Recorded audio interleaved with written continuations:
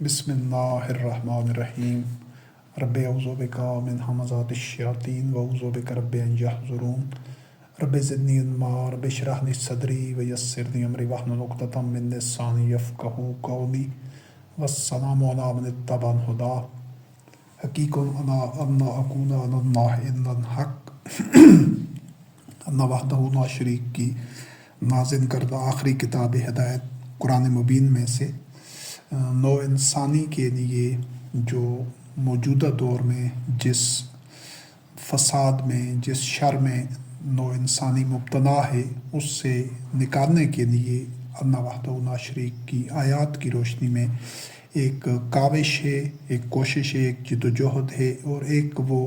اس راستے کا تعین کیا گیا ہے کتاب اللہ میں سے، قرآن مبین میں سے، کہ جس راستے پر چل کر نو انسانی اس فساد سے، عداوت سے اور ان ظلمات سے جن میں نو انسانی گری ہوئی ہے ان سے نکالنے کے لیے ایک صحیح ہے۔ اور جو سعید لوگ، جو ایمان والے اور جو سلیم القلب لوگ ہوں گے، ان کا تعلق چاہے کسی خطہ سے ہے، کسی مذہب سے ہے، قوم سے ہے، وہ اللہ کی آیات کو دیکھ کر ان پر عقل استعمال کر کے، فکر کر کے اور شعور اور بصیرت کو، قلب اور فؤاد کو بروئے لاتے ہوئے وہ اس پر غور و فکر کریں گے، ان کو سمجھیں گے، اور جو لوگ اس راستے پر چلنے میں کامیاب ہو جائیں گے اور اس راستے کے لیے ہر طرح کا وہ اخلاص اور ایثار کے ساتھ، عزم اور صبر و استقامت کے ساتھ چلتے رہیں گے، تو انشاءاللہ العزیز ظلمات سے نکل کر نور کی منزل تک پہنچنے والے وہی لوگ ہوں گے۔ من انصاری اللہ کے سلسلے میں اس سے پہلے 5 دروس ہو چکے ہیں، یہ 6واں درس ہے، اور ان جو پہلے 5 حصے تھے ان میں اس چیز کو اللہ وحدہ لا شریک کی کتاب میں سے اس مختلف کوشش اور مختلف پہلو واضح کیے گئے ہیں کہ عصر حاضر میں مسلمان قوم کا بحیثیت مجموعی وہ کہاں پر کھڑی ہے اور اس کو کیا رویہ ہونا چاہیے۔ پھر جو نبی کریم علیہ السلام رحمۃ للعالمین کی بعثت سے قبل، یعنی نزول قرآن سے قبل کے عہد کے جو اہل کتاب تھے، بنی اسرائیل تھے، جو کہ یہود و نصارہ کی صورت میں موجود تھے، آج بھی ہیں، تو ان کی تاریخ کیا ہے اور ان کے جو اسلاف تھے ان کا مقام و مرتبہ اللہ رب کریم نے کیا بیان کیا ہے۔ اور اس سے اگلے حصے میں یہ ہے کہ جو جملہ اہل کتب ہیں، اہل قرآن ہیں، اہل انجیل ہیں، اہل زبور ہیں، اہل تورات ہیں، ان سب کا اپنا الگ الگ حیثیت اور دائرہ کار کیا ہے۔ اور پھر اگلے 5ویں حصے میں یہ تھا کہ اللہ رب کریم کی کتاب کی روشنی میں ان سب کا آپس میں نسبت اور ان کے لیے باہمی نسبت اور تعاملات کس طرح کے ہونے چاہیے، اور دوسرے لوگوں کے لیے ان کو کس طرح، جو لوگ وحی کا اتباع کرنے والے ہیں، ان کو کس طرح نمونہ عمل بننا ہے، ایک مثال بننی ہے دوسرے انسانوں کے لیے، دنیا بھر کے انسانوں کے لیے۔ وہ جو پہلے کے 5 حصے تھے وہ ایک نظری اعتبار سے، ایک زاویہ نگاہ کو، سوچ کے انداز کو اور آئیڈیالوجی کو سمجھنے کے لیے، اس کی اصلاح کرنے کے لیے، جو لوگ ان مراحل سے ان پہلوؤں کو سمجھتے ہیں، اللہ رب کریم کی آیات کی روشنی میں ان کو دیکھتے ہیں قرآن کتاب اللہ میں سے اور ان احکام کو، اور وہ اس کے اوپر مطمئن ہوتے ہیں، چاہے وہ اہل تورات کے مسلمین مومنین ہیں، اہل انجیل کے ہیں، اہل زبور کے ہیں، یا قرآن کریم کے ہیں۔ ان چاروں جو کتب وحی ہیں ان میں سے کسی کا بھی اتباع کرنے والے جو مومنین ہیں، وہ جب ان پہلے حصوں میں جو بیان کیے گئے ایک اس رہنما اصول ہیں اور جو ایک ہدایت ہے، روشنی ہے کہ کس طرح قلوب میں خیر پیدا کرنی ہے، جب فکری اصلاح ہو جائے گی، یعنی سمت درست ہو جائے گی، قلوب میں خیر پیدا ہو جائے گی، اور عداوت کی جگہ الفت آ جائے گی قلوب میں نو انسانی کے لیے، اور تفرقہ اور اختلاف کی جگہ وحدت آ جائے گی، الفت، مودت اور محبت ایک دوسرے کے لیے پیدا ہوگی، ایک دوسرے کے درست مقام کو تسلیم کریں گے جب اللہ کی آیات کی روشنی میں مومنین مسلمین، تو وہ ان کی فکری اور نظریاتی اصلاح ہوگی، اس سے ان کی سمت درست ہو جائے گی۔ لیکن اس سمت میں جو عملی اقدام ہوں گے، اس میں جس انداز سے سفر کرنا ہوگا، جس طرح چلنا ہوگا، جو عملی اقدام اٹھانے ہوں گے، وہ اس درس میں ان کا ایک اجمالی خاکہ، ایک مختصر انداز میں چند ایک اقدام اٹھانے ہوں گے۔ بظاہر سطحی نگاہ سے دیکھنے سے یہ چیزیں بڑی ایک تمام لوگوں کو عجیب لگیں گی، اور کیونکہ انہوں نے صدیوں سے اس انداز سے اس پیرائے میں نہ تو سنا ہے، نہ کبھی خود اللہ رب کریم کی آیات میں غور کیا ہے۔ جو 2 ارب کے قریب نام نہاد مسلمان ہیں، ان کو بھی یہ باتیں بہت عجیب لگیں گی، اور وہ اگر غور و فکر نہیں کریں گے، عقل استعمال نہیں کریں گے، بصیرت اور تفکر اور شعور کو بروئے کار نہیں لائیں گے، اللہ کی آیات میں ایک عدل و قسط کے ساتھ ان کو نہیں دیکھیں گے، بلکہ ایک جانبداری اور تعصب اور عداوت، اور ان کے قلوب میں خیر نہیں ہوگا، جانبدار بنے رہیں گے، تو پھر ان کے لیے جس طرح کہ وہ پہلے حصوں میں جو ان میں تغیر نفس اگر واقع نہیں ہو چکا ہوگا، ان کی جو نگاہ کا زاویہ ہے وہ تبدیل نہیں ہو چکا ہوگا، تو ان کے لیے پھر یہ عملی اقدام اٹھانا ممکن نہیں ہوگا، مشکل ہوگا، وہ کبھی یہ اقدام نہیں اٹھائیں گے۔ لیکن جن مومنین کی، جن مسلمین کی،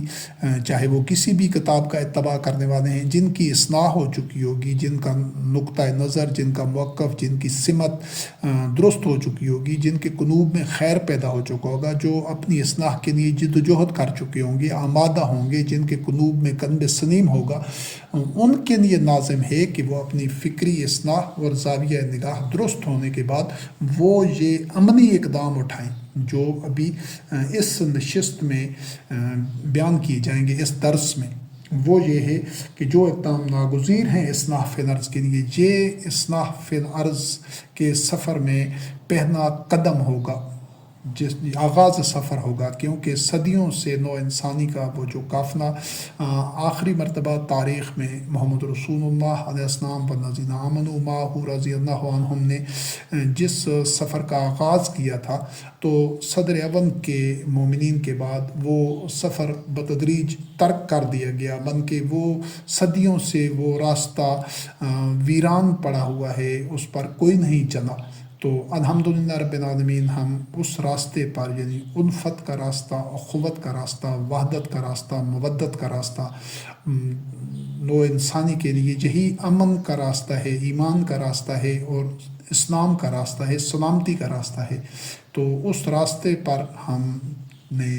الحمدللہ رب العالمین تمام انسانوں کو دعوت دی ہے، اور اسی دعوت کا جو عنوان ہے من انصاری الی اللہ،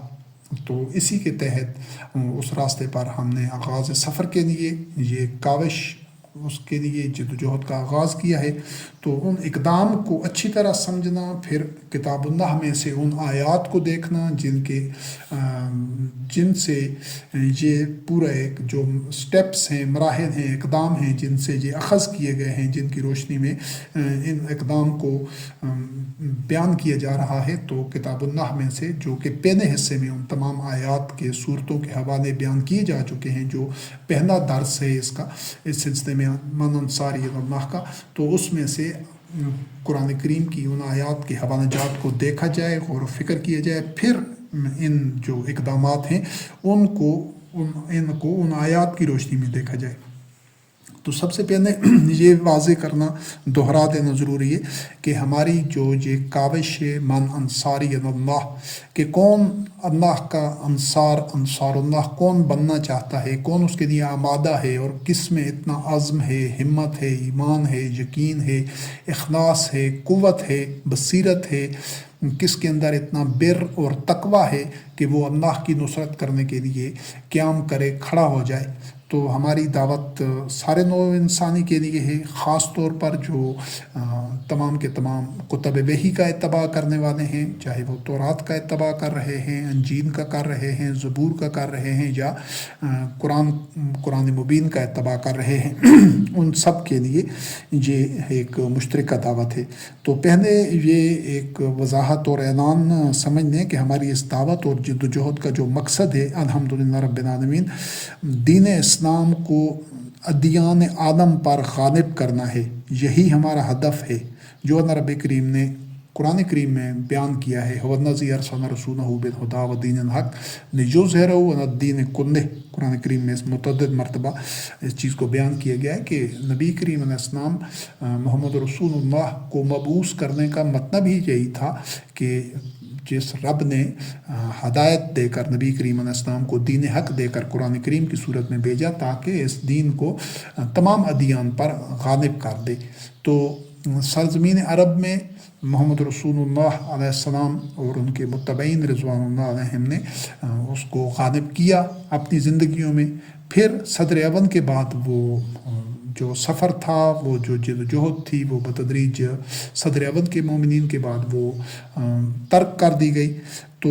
ہم اسی ہدف کو، اسی مقصد کو، اسی جد و جہد کو لے کر اٹھے ہیں۔ یہ چیز سب کے لیے واضح ہونی چاہیے۔ اور دوسری بات یہ ہے کہ یہ جو فتح ہے یا دین کا غلبہ ہے، اسلام کا غلبہ، یہ محض قرآن کا اتباع کرنے والے لوگوں کا غلبہ نہیں ہوگا، یا جو ایک صدیوں سے ایک مروجہ مسلمانوں کا ایک تصور ہے کہ یہ جو ابھی 2 ارب کے قریب مسلمان ہیں، جس چیز کو انہوں نے اسلام قرار دیا ہوا ہے، یہ اس اسلام کا غلبہ نہیں ہے۔ یہ کیونکہ خود یہ جو اپنے آپ کو مسلمان کہہ رہے ہیں، یہ نام نہاد مسلمان ہیں، یہ علامتی طور پر بالکل اسی طرح جس طرح مشرکین عرب جو اپنے آپ کو ابراہیم خلیل اللہ علیہ السلام کی ملت پر کہہ رہے تھے،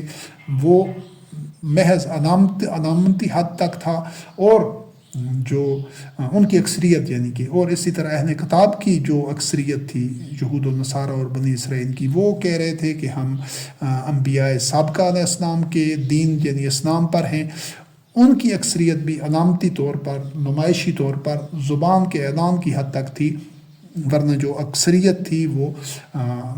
انبیاء علیہ السلام کے جو دین تھا، اسلام تھا، اس کو ترک کر چکی تھی۔ تو آج مسلمان بھی اسی زمرے میں ہیں، اسی کیٹیگری میں ہیں کہ ان کی اکثریت بھی اس اسلام کو ترک کر چکی ہے جو اسلام قرآن کریم میں موجود ہے، اور جو اس سے پہلے دیگر انبیاء علیہ السلام اور دیگر کتب وحی میں موجود تھا۔ اسلام ایک ہی ہے، ان الدین عند اللہ الاسلام، پہلے دن سے۔ تو یہ اس غلط فہمی سے بچنا لازمی ہے کہ یہ ان مسلمانوں کا غلبہ نہیں ہے۔ اگر اس نظریے میں جس کو ان مسلمانوں نے اپنایا ہوا ہے، یہ خارج از قرآن مواد کے اوپر اس کی بنیاد ہے، اور اسی نظریے نے ان کو ان بلندیوں اور رفتوں سے موجودہ پستیوں میں، ذلت میں، تفرقہ میں، انتشار میں، محکومی میں، جبر میں اور ذلت اور بدحالی میں پہنچایا ہے۔ تو اگر اس جو ان کا مذہبی پیشواؤں کا گھڑا ہوا اسلام ہے، ایک باطن اور جھوٹا اسلام ہے جو ان لوگوں نے خود گھڑا ہوا ہے، مذہبی پیشواؤں نے صدیوں سے، اگر اس میں قوموں کو، معاشروں کو، لوگوں کو رفتوں تک، عزت اور وقار اور وحدت اور ایک فی الدنیا حسنۃ و فی الآخرۃ حسنہ کی منزل تک پہنچانے کی اس میں صلاحیت ہوتی، تو یہ آج مسلم قوم اس حالت میں نہ ہوتی۔ یہ اس حالت میں ہے بھی اسی وجہ سے کہ یہ اللہ کے دین اسلام کو چھوڑ کر جو قرآن کریم میں موجود ہے، یہ آدمیوں کے گھڑے ہوئے، یعنی 1000 سال سے زائد عرصہ ہوا ہے کہ یہ آدمیوں کے گھڑے ہوئے ظلمات میں، ضلالت میں، ذلت میں دستے جا رہے ہیں۔ تو یہ جو اب الحمدللہ رب العالمین انشاءاللہ باذن اللہ بنصر اللہ یہ جو غلبہ ہونا ہے، یہ اس دین کا ہونا ہے جو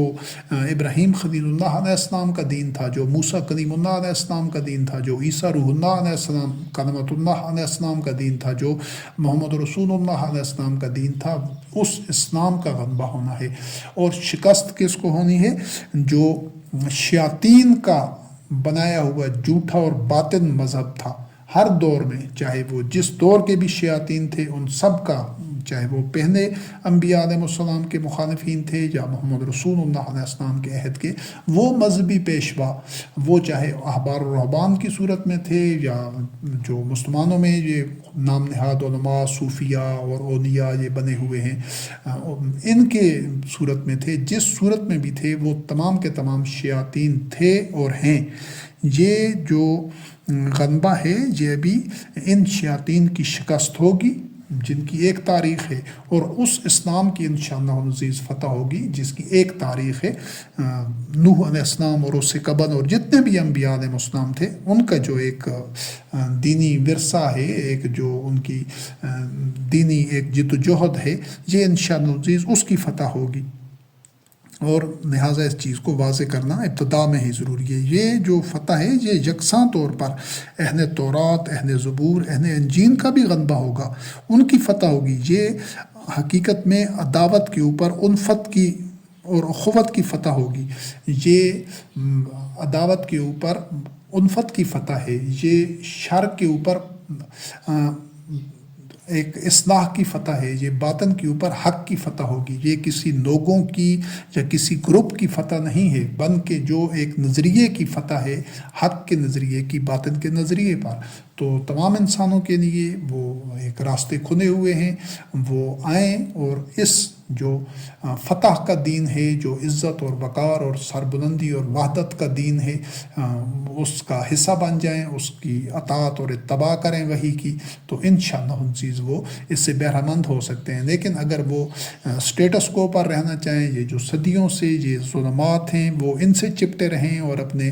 آباء و اجداد کے مسلک کو، ان کے منہج کو، راستے کو نہ چھوڑیں، تو پھر ان کو جو ضد کریں گے، اصرار کریں گے، انہی ظلمات میں رہنے پر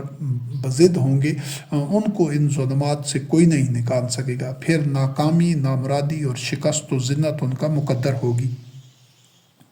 تو کیونکہ دین پہلے دن سے ایک ہی تھا تمام انبیاء علیہ السلام کا، اور اس دین اسلام سب کے لیے اللہ رب کریم نے فرمایا تمام انبیاء علیہ السلام اور تمام ادوار کے، چاہے وہ بنی اسرائیل میں سے اہل کتاب میں سے تھے، چاہے مسلمانوں میں سے، ان تمام کا جو الہ ہے، الہکم الہ واحد، ایک ہی الہ ہے، ایک ہی رب اور ایک ہی معبود ایک ہی ہے، اللہ وحدہ لا شریک۔ تو ہماری جدوجہد کا ہدف جو ہے وہ اصلاح فی الارض ہے، جس کا مظہر اللہ رب کریم نے یاسنون ما امر اللہ بہ ان یوصل، اس نقطے کو سمجھنا ضروری ہے کہ اللہ رب العزت میں کائنات، پہلے بھی اس کو واضح کیا گیا ہے کہ اصلاح اور فساد دو قوتیں ہیں، دو ایک زندگی کی روش ہے۔ اصلاح میں کیا ہوتا ہے کہ یاسنون ما امر اللہ بہ ان یوصل، کہ اللہ نے جن کو جوڑنے کا حکم دیا ہے وہ اس کو جوڑتے ہیں۔ یہی انسانیت کے درمیان جو ٹوٹے ہوئے رشتے ہیں ان کو جوڑنے کی جو جدوجہد ہے وہ اصلاح فی الارض ہے۔ ابلیس شیطان ان میں عداوت پیدا کرتا ہے، اور انبیاء اور رسول علیہ السلام اس عداوت کی آگ کے اوپر وحی کی تعلیمات کی پانی ڈال کر اس آگ کو بجھاتے ہیں، خود اپنے عمل سے وحی کا اتباع کر کے اور الفت اور اخوت اور وحدت اور مودت کے رشتوں میں جوڑ کر۔ یہ بنیادی فرق ہے۔ اس فرق کو جو سمجھ جاتا ہے پھر وہ کبھی شیاطین کا آلۂ کار نہیں بنتا، پھر اس کی ڈوریں شیاطین کے مذہبی پیشواؤں کے اور عداوت کے ان جو پروردہ ہیں، عداوت کے پتلے ہیں شیاطین، ان کے ہاتھ میں پھر اس کی ڈوریں نہیں ہوتی۔ وہ پھر اپنا عقل، فکر، شعور وحی کی روشنی میں بروئے کار لاتا ہے، قلب اور فؤاد اور تفکر کرتا ہے، اور اللہ کی آیات کو انفس و آفاق میں دیکھتا ہے اور اس کے مطابق اپنی اصلاح کرتا ہے۔ وہ ایسا نہیں ہے کہ وہ جانوروں کی طرح اندھا گونگا بہرا بن کر اپنے باپ دادا کے راستے پر چلتا رہے، یا دیگر وہ جو شیاطین اس کو استعمال کرتے رہیں، اس کے جذبات کو بھڑکاتے رہیں اور اس کو فریب میں رکھیں کہ وہ ہر طرح کی ذلت، ناکامی، تفرقہ، بدحالی میں ہوتا ہوا بھی یہ سمجھے کہ ہم تو سب سے بہتر ہیں۔ یہ ایک نفسیاتی بیماری ہے، بنی اسرائیل میں بھی یہ تھی، اور اب وہ بیماری پوری تقریباً مسلم قوم کو الا ماشاء اللہ سب کو گھیر چکی ہے کہ یہ انتہائی پست ترین سطح پر ہیں، ظلمات میں ہیں، تفرقہ میں ہیں، بدحالی میں ہیں، غربت میں ہیں اور ہر طرح کے خوف اور اضطراب میں ہیں، اور اس کے باوجود اس چیز پر سارے بضد ہیں اور سارے اس غلط فہمی میں مبتلا ہیں in the state of permanent denial کہ ہم تو بالکل ٹھیک ہیں، ہم تو اللہ کی پسندیدہ امت ہیں اور ہم تو آخری نبی کا کلمہ پڑھائے، اور اس طرح کے طرح کے ان کے جن فریبوں میں وہ مبتلا ہیں۔ تو ہمارا جو ہدف ہے وہ یہ ہے کہ دنیا میں جو بھی مومنین ہیں، وہ چاہے کسی بھی کتاب کا اتباع کرنے والے ہیں، جو مسلمین ہیں، جو سلیم القلب ہیں، جنہوں نے اللہ رب کریم کے سامنے سر تسلیم خم کیا ہوا ہے اس کی وحی کے سامنے، جو وحدت انسانیت پر یقین رکھتے ہیں، اور جو یاسنون ما امر اللہ ان یوصل بہ کے راستے کے راہی ہیں، تو ان سب کے لیے ہماری یہ جد و جہد ہے، اور سب وہ جب جڑ جائیں گے تو پھر سب کی فتح ہوگی۔ یہ جو شکست ہوگی یہ ٹوٹنے والوں کی شکست ہوگی، جو عداوتوں سے نہیں نکل سکیں گے، جو عداوت کا زہر پھیلاتے رہیں گے اور ان کے قلوب میں وہ زہر بھرا ہوا ہوگا نوع انسانی کے خلاف تعصب کا، عداوت کا، تو وہ لوگ شکست کھائیں گے انشاءاللہ عزیز۔ یہ جو فتح ہے یہ الفت کی فتح ہے عداوت کے اوپر انشاءاللہ عزیز، اخوت کی فتح ہے تفرقہ کے اوپر، وحدت کی فتح ہے تفرقہ کے اوپر۔ تو اس وجہ سے ہم نے جو فساد سے بچنا ہے انشاءاللہ العزیز، جس کا مظہر ہے وَيَقْطَعُونَ مَا أَمَرَ اللَّهُ بِهِ أَن يُوصَلَ، وہ ان رشتوں کو کاٹتے ہیں، توڑتے ہیں جن کو اللہ رب کریم نے جوڑنے کا حکم دیا ہے۔ تو ہم نے ہر بندہ یہ خود اس پر غور و فکر کرے، اپنا احتساب کرے اور اصلاح کرے کہ کیا وہ انسانیت کے رشتوں کو جوڑنے کے لیے کوشاں ہے یا توڑنے کے لیے۔ اگر وہ تفرقے میں ہے، دوسروں سے اختلافات کو ہوا دیتا ہے، بھڑکاتا ہے، اختلافات کی خلیج کو ہمیشہ باقی رکھنا چاہتا ہے، دراڑیں ڈالتا ہے انسانیت کی وحدت میں، تو وہ اس زمرے میں آتا ہے جس کو اللہ رب کریم نے قرآن کریم نے کہا ہے کہ وَيَقْطَعُونَ مَا أَمَرَ اللَّهُ بِهِ أَن يُوصَلَ، اور جو لوگ اختلافات سے بالا تر ہو کر وحی کی روشنی میں اختلافات کو مٹا کر بغیٌ بینہم کو ختم کر کے اور اختلافات کو ختم کر کے تفرقہ کو ختم کر کے وہ ساری نوع انسانی کی وحدت کا علم اٹھائے ہوئے ہیں، وہ وہی لوگ ہیں جو اصلاح فی الارض کر رہے ہیں، جس کو اللہ رب کریم نے فرمایا یَصِلُونَ مَا أَمَرَ اللَّهُ بِهِ أَن يُوصَلَ۔ اس فرق کو سب سے پہلے سمجھنا ضروری ہے، اور ہم اسی کے لیے اٹھے ہیں الحمدللہ رب العالمین کہ ساری نوع انسانی کے سامنے وحدت کا نمونہ بنے، اور وحدت کی آئیڈیالوجی کو، وحدت کے نقطہ نظر کو، وحدت کے بیانیے کو فروغ دیں، تاکہ نوع انسانی اس عداوت کی آگ سے اپنے آپ کو بچا سکے، ہم اور ہماری اگلی نسلیں، اور جو نہیں بچانا چاہیں گے پھر ان کو کوئی بھی نہیں بچا سکتا۔ یہ خود اپنے آپ کو بچانا ہے، وہی لوگ بچیں گے جو عقل و فکر سے کام لیں گے، جو صاحب عزم ہوں گے، صاحب یقین ہوں گے، صاحب ایمان ہوں گے، صاحب بصیرت ہوں گے، قلب سلیم والے ہوں گے، اور عزم و قوت والے لوگ ہوں گے، جو عقل، فکر، شعور اور بصیرت کو بروئے کار لانے والے ہوں گے، قلب و فؤاد کو بروئے کار لانے والے ہوں گے۔ تو عصر حاضر میں مومن اور کافر کا گویا از سر نو تعین ہوگا کہ آج کے کافر و مشرک اور منافق کون ہیں۔ اہل کتاب یعنی اہل تورات، اہل زبور، اہل انجیل اور اہل قرآن یعنی مسلمانوں میں سے جو بھی قرآن کریم پر مبنی اصلاح فی الارض یَصِلُونَ مَا أَمَرَ اللَّهُ کی جد و جہد میں، عمل میں امت واحدہ بن کر، بنیان و مرصوص بن کر کھڑے ہوں گے، وہی مسلم ہیں۔ یہ ایسا نہیں ہے کہ اب صدیوں سے، تو چونکہ یہ ایک جہالت کی بنا پر جو اہل کتاب ہیں ان کو کافر سمجھا جا رہا ہے، اور تمام یہ 2 ارب کے قریب جو مسلمان ہیں یہ اپنے آپ کو ہی مسلم صرف سمجھتے ہیں۔ نہیں، اب مسلم اور کافر کا، مشرک کا اثر نو تعین ہوگا۔ جو لوگ اللہ رب کریم کی جو مخلوق ہے انسانیت میں وحدت کے لیے اٹھ کھڑے ہوں گے، وہ کسی قوم کے ہوں، کسی علاقہ سے ہوں، کسی بھی کتاب کا اتباع کرنے والے ہوں، تو وہ تمام کے تمام مسلم ہوں گے، تمام کے تمام مومن ہوں گے۔ جو اور ان کے خلاف اٹھ کھڑے ہوں گے، وہ ان کے راستے میں رکاوٹیں ڈالیں گے، روڑے اٹکائیں گے، ان کے مخالف ہوں گے، چاہے وہ علامتی طور پر کوئی بھی لوگ ہوں، اور جو یقطعون ما امر اللہ بہ کی روش پر ہوں، چلتے رہیں گے، وہ عصر حاضر کے وہی کافر، مشرک اور منافق ہوں گے۔ بے شک وہ تورات، انجیل، زبور، قرآن پر ایمان کا زبانی کا نامی دعویٰ بھی کریں اور کسی شریعت یا قبلہ کی بھی پیروی کر رہے ہوں بظاہر، لیکن وہ مفسدین ہوں گے، اور ان کا زبانی دعویٰ ایمان اللہ کی میزان میں وزن نہیں رکھتا۔ اللہ جب مفسدین سے محبت ہی نہیں کرتا، جی اللہ رب کریم کا فیصلہ ہے کہ اللہ فساد کرنے والوں سے محبت نہیں کرتا۔ تو جو لوگ انسانوں کو توڑنے کے لیے اپنی توانائیاں، صلاحیتیں، اوقات صرف کرتے ہیں، انسانیت میں تفرقہ پیدا کرنے کے لیے، اختلافات پیدا کرنے کے لیے، اور ان کو فرقہ فرقہ کرنے کے لیے، ایک دوسرے کا عدو بنانے کے لیے، عداوت کی آگ بھڑکانے کے لیے جو لوگ کوشاں رہتے ہیں، اور ایسی وہ آئیڈیالوجی، ایسے نظریات اور ایسے وہ پہلو لے کر سامنے آتے ہیں جن سے عداوت اور ایک تفرقہ پیدا ہو، تو وہی لوگ ہوں گے جو کہ شکست کھانے والے ہوں گے انشاءاللہ۔ وہی مفسدین ہیں، اور مفسدین کا جنت میں جانا ممکن نہیں ہے۔ اس چیز کو، جن لوگوں سے اللہ محبت ہی نہیں کرتا تو وہ جنت میں کس طرح جا سکتے ہیں؟ اس بنیادی اصول کو سمجھنے کے بعد اب ہم عملی طور پر کہ ہماری جدوجہد کا تھا کہ ہر ایک کے سامنے مقصد واضح ہونا چاہیے، اس میں کوئی ابہام نہیں ہونا چاہیے، اس کو اللہ کی آیات کی روشنی میں دیکھ لے تاکہ ہر انسان، تو آیات کے حوالے موجود ہیں پہلے حصے میں جو پہلا درس ہے، تو ابھی ہم اس کو باقاعدہ طور پر جو اقدام ہیں ان کی طرف آتے ہیں۔ ہم دنیا بھر میں موجود جو مومنین ہیں، چاہے وہ اہل کتاب ہیں، بنی اسرائیل میں سے ہیں، نصارہ میں سے ہیں، یہود میں سے یا مسلمانوں میں سے، اور دیگر جو ایسے لوگ ہیں جو پرامن بقائے باہمی پر یقین رکھنے والے اصلاح پسند انسان ہیں، ان سب کو یہ حقیقت باور کراتے ہیں کہ ہم سب کے لیے حالات حاضرہ میں خاموش رہنے، گوشہ نشین رہنے اور نا تعلق رہنے کی نہ تو اجازت و گنجائش ہے اللہ وحدہ لا شریک کی جانب سے، اور نہ ہی مزید عرصہ مہلت ہے، بلکہ ہم نے خود کو بھی اور دیگر انسانوں کو بھی انشاءاللہ آگ کے اس کڑے میں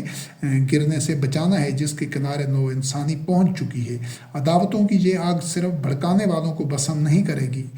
بلکہ تماشبین بھی اس سے خود کو نہیں بچا سکیں گے۔ یہ اللہ رب کریم کی سنت ہے۔ یہ دو آیات کا حوالہ آپ اس کو ذہن نشین کر دیں اور اس کو دیکھیں۔ اللہ کی کتاب میں سے اللہ رب کریم نے فرمایا کہ اپنے آپ کو اس فتنہ سے بچاؤ کہ جو صرف ان لوگوں تک نہیں پہنچتا، ان لوگوں کو اپنی لپیٹ میں نہیں دیتا کہ جو ظالم ہوتے ہیں، یعنی وہ خاص طور پر اس فتنہ کے پیدا کرنے والے یا اس کو بھڑکانے والے، یعنی یہ سمجھ لیجیے کہ جو آگ یہ مذہبی پیشوا، یہ شیاطین جو لگا رہے ہیں، چاہے وہ کسی بھی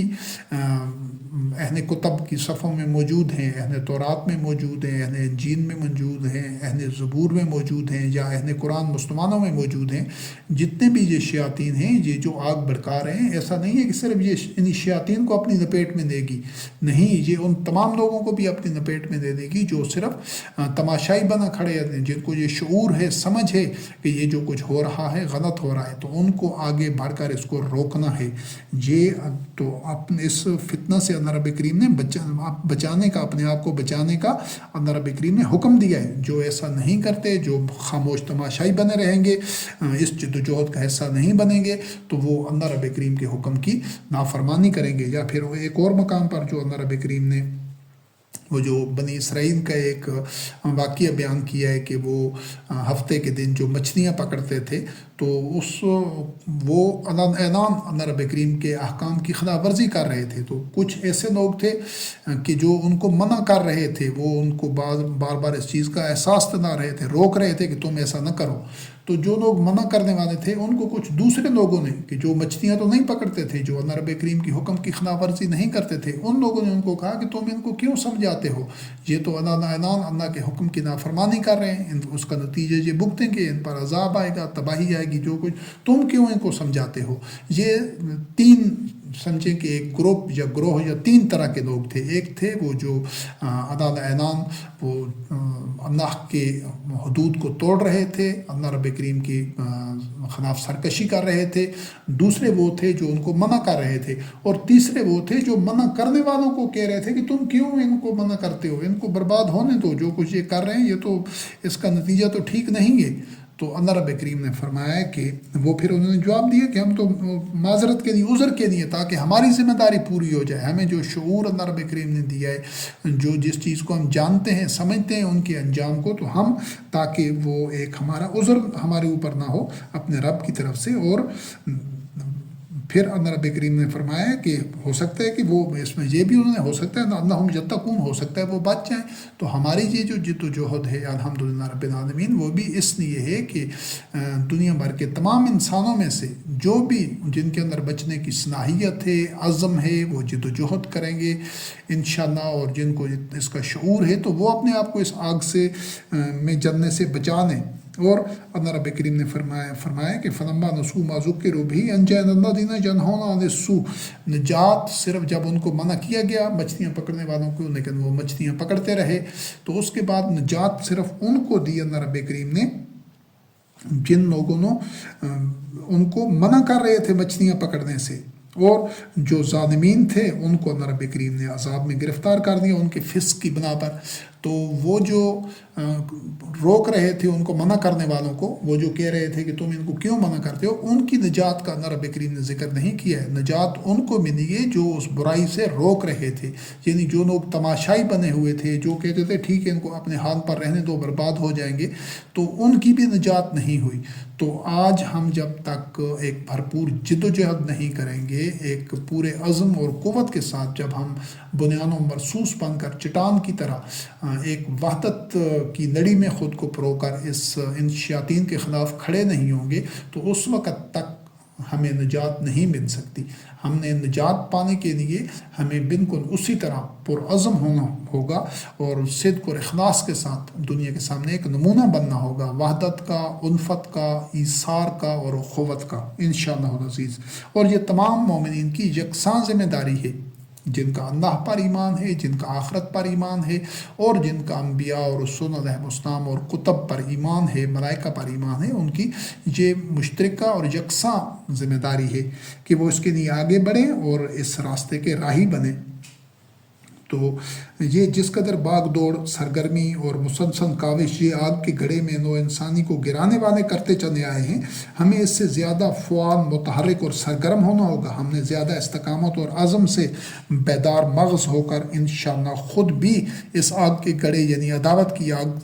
کے گڑھے سے بچنا ہے اور دوسرے انسانوں کے لیے بھی نمونہ امن بننا ہے. لہٰذا آپ جہاں بھی ہیں کتاب اللہ پر مبنی اس بیانیہ یعنی یہ جو ایک موقف ہے، نیریٹو ہے کہ اہل کتاب بنی اسرائیل اور نصارہ کافر نہیں ہیں، وہ مسلم و مومن ہیں. یہ سب سے پہلا جو کرنے کا کام ہے، یہ تمام مسلمانوں کی ذمہ داری ہے کہ وہ یہ کہیں کہ جو بھی اس وقت دنیا میں یہ اہل کتاب ہیں، بنی اسرائیل ہیں، ان کو کنیتاً یا اصولی طور پر سب کو کافر اور غیر مسلم کہنا یہ ایک باطن امن ہے. یہ پہلا بیانیہ مسلمانوں کی ذمہ داری ہے کہ اس کو فروغ دیں کہ یہ جو صدیوں سے، 1000 سال سے زائد عرصہ سے جو اہل کتاب کو کافر اور غیر مسلم قرار دیا گیا ہے، یہ خلاف قرآن ہے اور باطل ہے. پہلے مسلمان خود اس کو اللہ کی آیات کی بنیاد کے اوپر سمجھیں اور پھر دوسروں تک پہنچائیں کہ جو تورات کا اتباع کرنے والے ہیں، انجیل کا اتباع کرنے والے ہیں اور زبور کا اتباع کرنے والے ہیں، یہ کافر اور غیر مسلم نہیں ہیں، یہ مسلمان ہیں اور مومن ہیں. پہلا بیانیہ اور کرنے کا کام اس کو خود شرح صدر کے ساتھ اس حقیقت کو تسلیم کرنا ہے اور دوسرے تمام انسانوں تک اعلان پہنچانا ہے، چاہے اس کی کوئی بھی قیمت ادا کرنی پڑے، کوئی بھی مخالفت برداشت کرنی پڑے، سماجی سطح پر، کسی بھی سطح کے اوپر، معاشرے میں جس طرح کی بھی اس کی سختیاں برداشت کرنی پڑیں، اذیت اور ابتلاء کا سامنا کرنا پڑے، مصائب پیش ہیں، لیکن اس موقف سے پیچھے نہیں ہٹنا. کیوں کہ اس پر ہمارا ایمان ہے. یہ اللہ رب کریم کی آیات سے یہ چیز ثابت ہے. پہلی یہ چیز کہ وہ کافر نہیں ہیں، غیر مسلم نہیں ہیں، وہ مسلم اور مومن ہیں. جب وہ صرف منزل من اللہ یعنی منزل من اللہ کتب تورات، زبور، انجیل کا اتباع کر رہے ہوتے ہیں، یعنی وہ اگر احبار و رہبان کو رب بناتے ہیں تو پھر وہ بھی مسلم نہیں ہیں، مومن نہیں ہیں. لیکن اگر وہ صرف تورات کا، صرف زبور کا، صرف انجیل کا اتباع کرتے ہیں تو وہ مسلم اور مومن ہیں، کافر قطعاً نہیں ہیں. یہ موقف. اور دوسری چیز یہ کہ اور جو مسلمان ہیں، جو اپنے آپ کو مسلمان کہتے ہیں، یہ بھی تب ہی مسلم اور مومن ہیں جب وہ منزل من اللہ کتاب یعنی صرف قرآن کا اتباع کر رہے ہوتے ہیں، یہ تو اگر وہ بھی قرآن کریم کے ساتھ دیگر کتابیں، احادیث، روایات، فقہ، سنت اور ائمہ کی اور تحریر اور تقاریر اور ملفوظات اور ان کے اور دسیوں بیسیوں سینکڑوں ہزاروں لاکھوں چیزیں ساتھ انہوں نے کتاب اللہ کے ساتھ شامل کی ہیں، تو پھر یہ بھی مسلمان نہیں ہیں، یہ بھی مومن نہیں ہیں، یہ بھی مشرک ہیں عملی طور پر، بے شک دعویٰ مسلمان ہونے کا کرتے رہیں۔ تو ایک اصولی اس موقف کو عام کرنا ہے، یہ ایک آپ کے ایک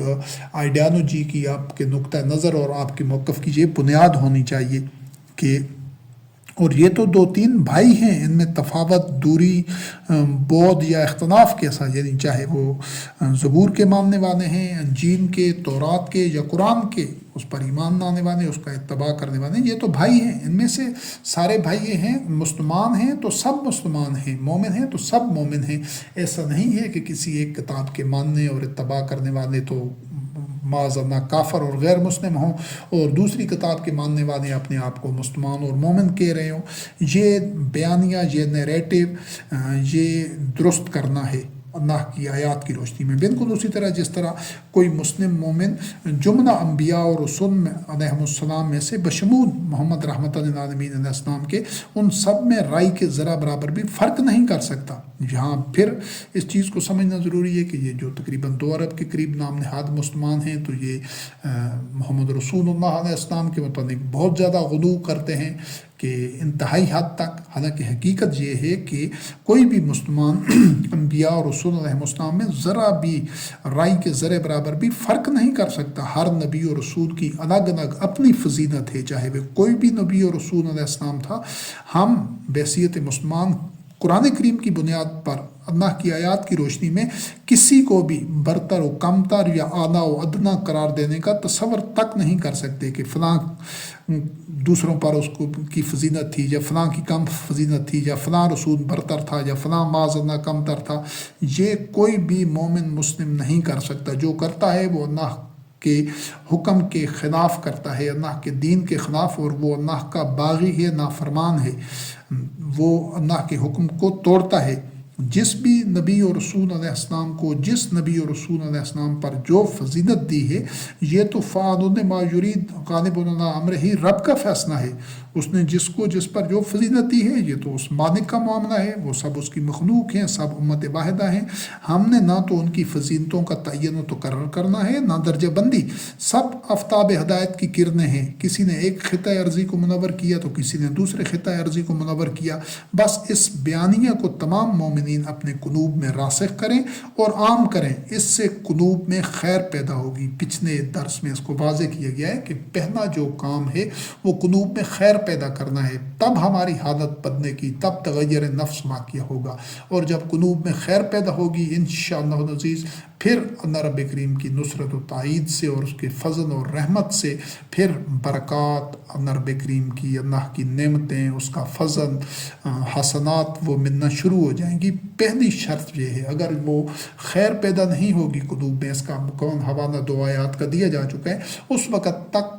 وہ اللہ رب کریم کی رضا سے، اس کی نصرت و تائید سے، اس کی رحمت سے، اس کے انعام سے ہم محروم رہیں گے۔ بے شک ہم جتنی عبادات کرتے رہیں، جتنے مناسک اور جتنے شعائر پر کاربند رہیں، بظاہر ان کا کچھ بھی حاصل نہیں ہوگا۔ ایسا کچھ مشرکین مکہ بھی کر رہے تھے، لیکن وہ تھے نبی کریم علیہ السلام کے مخالف۔ اس طرح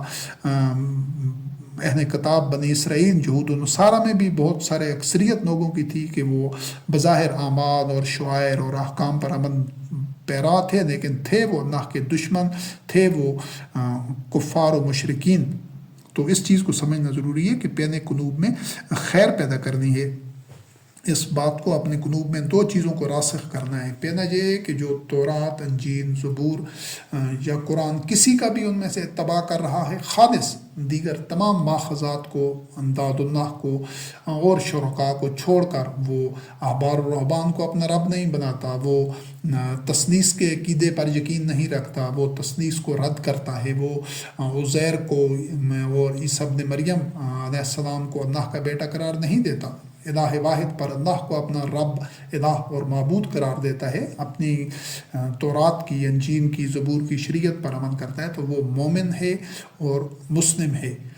چاہے وہ قرآن کے ساتھ یہی معاملہ ہے جو قرآن کا اتباع کرتے ہیں۔ اور دوسرا نقطہ یہ ہے کہ کسی بھی نبی رسول علیہ السلام کو کسی دوسرے پر اپنی طرف سے کوئی درجہ، کوئی فضیلت، کوئی مقام یا ان کی فضیلتوں کا کوئی تقابل یا تعین قطعاً کرنے کی اجازت نہیں ہے۔ وہ سب آفتاب ہدایت کی کرنیں ہیں، اور ایک منبع کی سرچشمہ کی کرنوں میں کوئی فرق نہیں ہوتا۔ اس کریم رب نے جس نبی علیہ السلام، جس رسول علیہ السلام کو جو فضیلت دی ہے، یہ اس کا معاملہ ہے۔ ہمارے لیے ان سب میں سے قطعاً کسی سے متعلق کوئی فرق ہم رکھ ہی نہیں سکتے، اس کا سوچ ہی نہیں سکتے۔ پہلے دو اقدام تو یہ ہیں، اس سے قلوب میں خیر پیدا ہوگی، آپ کی سمت درست ہو جائے گی۔ اس کے بعد اگلا جو قدم ہے وہ آپ سب کو بہت ایک مشکل محسوس ہوگا، لیکن ان 2 قدموں کو اٹھانے کے بغیر کوئی اور راستہ نہیں ہے اپنی اصلاح کا اور نجات کا اور اللہ رب کریم کی رضا سے ہم آہنگ ہونے کا، جنت تک پہنچنے کا کوئی اور راستہ ہے نہیں۔ وہ یہ ہے کہ ہمارے تمام جو مسلم مومن بیٹے اور بیٹیاں ہیں، چاہے وہ اہل کتاب میں ہیں یا مسلم قوم میں، وہ اپنی اولین ترجیح یہ بنا لیں کہ وہ رشتہ ازدواج یعنی عقد نکاح دیگر شریعت یا قبلہ کے حامد مومنین مومنات سے کریں۔ جب لا الہ الا اللہ کی شاہراہ کے یہ راہی اس طرح جڑتے جائیں گے تو انشاءاللہ اس شجر طیبہ کو کھیڑا نہیں جا سکے گا، یہ ہر موسم میں سدا بہار اور ثمرآور ہوگا انشاءاللہ۔ لہٰذا مسلم اہل کتاب بنی اسرائیل میں عقد نکاح کریں، اور اگر ایسا نہیں کیا جاتا، یعنی جو یہود ہیں، نصارہ ہیں، اس کو پہلے واضح کیا جا چکا ہے کہ ان میں جو صرف تورات، انجیل، زبور پر ایمان لانے والے ہیں، وہ احبار و رہبان کی لکھی ہوئی کھڑی ہوئی جو شریعت ہے، جو ان کا گھڑا ہوا مذہب ہے، اس سے جو انکار کرنے والے ہیں، جو اپنے آپ کو تثلیث کے عقیدہ سے دور رکھنے والے ہیں، اس کو رد کرنے والے ہیں، جو عزیر کو اور عیسیٰ ابن مریم علیہ السلام کو اللہ کا بیٹا نہیں مانتے، ان اہل کتاب اور ان بنی اسرائیل کی بات ہو رہی ہے، ان سے نکاح کرنا ہے، ان سے رشتہ ازدواج قائم کرنا ہے، مسلمانوں نے کرنا ہے جو صرف قرآن کریم کو اللہ کے دین کا واحد سرچشمہ تسلیم کرتے ہیں، صرف قرآن کریم کو، قرآن کریم کے ساتھ کسی اور ملفوظات کو، شخصیات کو، کسی اور کتابوں کو، کسی اور ذریعے کو شامل نہیں کرتے۔ انہوں نے ایسے جو بیٹے بیٹیاں ہیں، انہوں نے اپنے اہل کتاب جو مسلم مومن ہیں ان کے ساتھ رشتہ ازدواج کرنا ہے، نکاح کرنا ہے، پہلا کام۔ اور دوسری چیز یہ ہے انشاءاللہ، اور اگر ایسا یہ نہیں کیا جاتا، کیونکہ یہ اللہ رب کریم کا حکم ہے، ان کے حوالے پہلے دیے جا چکے ہیں، سورۃ المائدہ میں ہے۔ اور دوسری بات یہ ہے کہ اور ان سے اہل کتاب بنی اسرائیل سے اور جو تورات کا، انجیل کا، زبور کا اتباع کرنے والے ہیں، خالص انہی کا، یعنی اللہ کی طرف سے نازل شدہ وحی کا جو اتباع کرنے والے اہل کتاب ہیں، ان بیٹے اور بیٹیوں کے لیے لازم ہے کہ وہ اپنے ان جو مومن اور مسلم جو افراد ہیں، وہ مومنین ہیں، مومنات ہیں، مسلمین ہیں، مسلمات ہیں، جو قرآن کریم کا اتباع کرتے ہیں، ان کے ساتھ رشتہ ازدواج کریں، ان کے ساتھ نکاح کریں۔ اور یہ ان دونوں کے لیے لازم ہے۔ اور اگر وہ ایسا نہیں کرتے تو جو مسلمان ہیں وہ یاد رکھیں کہ وہ سورۃ المائدہ کی آیت نمبر 5 اور 87 کی خلاف ورزی کریں گے۔ یہ اللہ کا حکم ہے نکاح کرنے کا اہل کتاب کے ساتھ، تو جو یہ نہیں کرے گا وہ اللہ رب کریم کے حکم کا باغی ہوگا، سرکش ہوگا، نافرمان ہوگا، جانتے بوجھتے ہوئے۔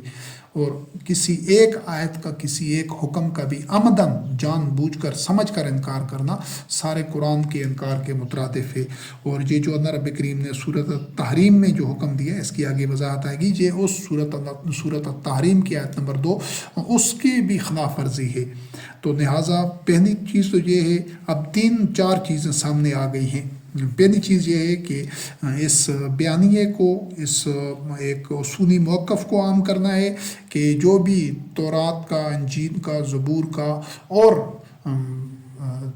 قرآن مجید کا اتباع کرنے والے ہیں، وہ ان میں سے کوئی بھی صرف اسی کتاب کا جو اتباع کرتے ہیں، ان میں سے کوئی بھی کافر یا غیر مسلم نہیں ہے۔ جو بھی کسی ایک کتاب کا یا ایک سے زیادہ کتب کا اتباع کرتے ہیں وہ مسلمان ہیں اور مومن ہیں۔ دوسری بات یہ ہے کہ ان میں اس نظریے کو عام کرنے کے بعد اور دوسری چیز یہ ہے کہ وہ انبیاء اور رسول علیہ السلام میں سے ذرا بھی ان میں فرق نہ کریں، قطعاً اس تصور کو ہی رد کر دیں، اس نظریے کو عام کریں، اس پر عمل کریں اور دوسروں تک پہنچائیں۔ اور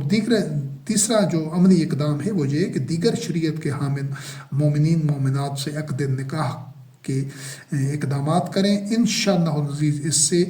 ان اقدامات سے انشاءاللہ ایک نئے دور کا آغاز ہوگا اور جو اندھیرے ہیں، ظلمات ہیں، وہ چھٹتے جائیں گے، نور پھیلتا جائے گا انشاءاللہ، اور ظلمت و عداوت اور تعصب کے جو بیوپاری ہیں، جو مذہبی پیشوا ہیں، جو شیاطین ہیں، جو چاہتے ہیں کہ انسانوں میں اسی طرح عداوت پھیلتی رہے، تفرقہ اور اختلافات پھیلتے رہیں، تو ان کا یہ جو نفرتوں کا، عداوت کا یہ کاروبار ہے اس میں اس حد تک مندی ہوگی، ان کے پاس کاروبار بند کرنے کے علاوہ کوئی راستہ نہ ہوگا، کیونکہ ظلمت و عداوت کا کوئی خریدار نہیں رہے گا انشاءاللہ العزیز۔ جب یہ شعور کا سفر شروع ہو جائے گا، رب کریم کی نازل کردہ وحی کے اتباع کا یہ ایک سلسلہ شروع ہو جائے گا، کچھ مومنین اس کے لیے مثال بنیں گے، تو پھر یہ پھیلتا ہی جائے گا، انسان اس کے جو ثمرات اور نتائج جب اس کو ملنے شروع ہو جائیں گے تو پھر انشاءاللہ العزیز جو رب کریم نے کہا ہے کہ اذا جاء نصر اللہ والفتح ورأیت الناس یدخلون فی دین اللہ افواجا، پھر انشاءاللہ العزیز جو اولون السابقون مومنون ہوں گے ان کے اس طرز عمل کو اور ان کے اس اقدام سے ہزاروں لاکھوں کروڑوں لوگوں کو حوصلہ ملے گا، اور وہ اس کے نتائج دیکھ کر جوک در جوک، فوج در فوج انشاءاللہ العزیز یہ اقدام کریں گے، اور اس طرح یہ جو عداوتوں کی، دشمنیوں کی آگ کی یہ خلیج ہے اس کو وہ عبور کر دیں گے انشاءاللہ العزیز۔ آج قرآن ارض کے تمام مومنین مسلمین جو صرف اللہ کی نازل کردہ کتب تورات، زبور، انجیل، قرآن میں سے کسی پر یا سب پر ایمان رکھتے ہیں، ان کا اتباع کرتے ہیں، اور ان کے علاوہ کسی کتاب پر نہ تو ایمان رکھتے ہیں نہ اس کا اتباع کرتے ہیں، ان سب مومنین کے لیے بلا تعامل یہ دوسرا اقدام ہے کہ آپس میں اشتراک توام بھی کریں، یعنی رشتہ ازدواج، عقد نکاح کے ساتھ جڑنے کے علاوہ آپس میں اشتراک توام کریں، اکٹھا کھانا کھائیں، اگر یعنی جو کچھ جو ذبیحہ ہے جو جس پر اللہ کا نام لے کر جو مومنین ہوں گے اس پر اللہ کا نام لیں گے جب جانور کو ذبح کریں گے، تو چاہے وہ اہل قرآن کرتے ہیں، چاہے اہل انجیل، اہل زبور، اہل تورات، وہ تو دوسرے مومنین کا، دوسری شریعت کے ماننے والوں کے لیے لازم ہے، مسلمانوں کے لیے لازم ہے کہ وہ اپنے ان بھائیوں کے ساتھ، وہ ان کے بھائی ہیں، وہ مسلمان ہیں، وہ مومن ہیں، ان کے ساتھ کھانا کھائیں، ان کے ہاتھ سے کھائیں، اپنے ہاتھ سے ان کو کھلائیں۔ عقد نکاح والا اور رشتہ ازدواج والا جو تعلق بنے گا، یہ کھانا کھانے والا بنے گا، تو انشاءاللہ العزیز یہ عداوتیں ختم ہوتی جائیں گی اور الفتوں کا جو یہ شجر طیبہ ہے یہ پھیلتا جائے گا انشاءاللہ العزیز۔ اور اگر مومنین ایسا نہیں کرتے وہ کبھی بھی اللہ کی نصرت و تائید کے نہ صرف یہ کہ اہل نہ ہوں گے بلکہ ظلمات سے نکل کر نور کی منزل تک ان کا پہنچنا ممکن نہ ہوگا، اور دنیا سے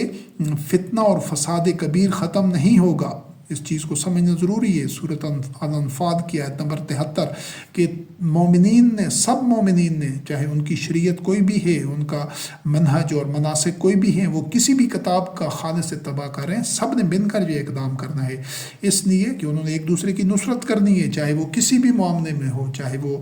سماجی سطح پر ہو، چاہے وہ جنگ کے متعلق ہو، چاہے امن کے حوالے سے، ایک دوسرے کے تعاون کے حوالے سے ہو۔ اس کے لیے عصر حاضر کے جملہ مومنین مسلمین کو چاہیے کہ وہ اہل کتاب نصارہ میں سے، یہود میں سے، چاہے مسلم قوم میں سے ہوں، ان سب کو گزشتہ 1400 سالہ تاریخ کے سحر اور اثرات سے خود کو آزاد کراتے ہوئے وقت کے اس لمحہ پر لے جانا ہوگا جب اليوم اکملت لکم دینکم کا اعلان ہوا، اور مومنین کو انہی رشتوں کو جوڑنے اور قائم رکھنے کا اللہ رب کریم نے حکم دیا، اللہ حکم الحاکمین نے۔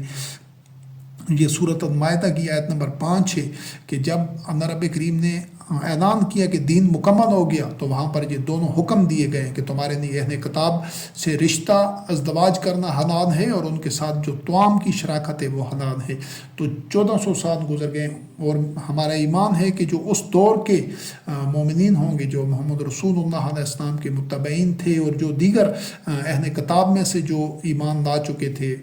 بنی اسرائیل میں سے یہود و نصارہ میں سے جو لوگ ایمان لا چکے تھے اور مشرکین میں سے جو لوگ ایمان لا چکے تھے، جو تصدیق کر چکے تھے قرآن کریم کی حقانیت کی، شہادت دے چکے تھے، ان تمام نے آپس میں رشتے کیے ہوں گے۔ یعنی یہ ہو نہیں سکتا کہ اللہ رب کریم حکم دے اور مومنین اس کا اتباع نہ کریں، اس کی تعمیر نہ کریں، یہ ممکن ہی نہیں ہے۔ جب اللہ رب کریم نے دین کی تکمیل کے ساتھ ہی یہ حکم دیا ہے،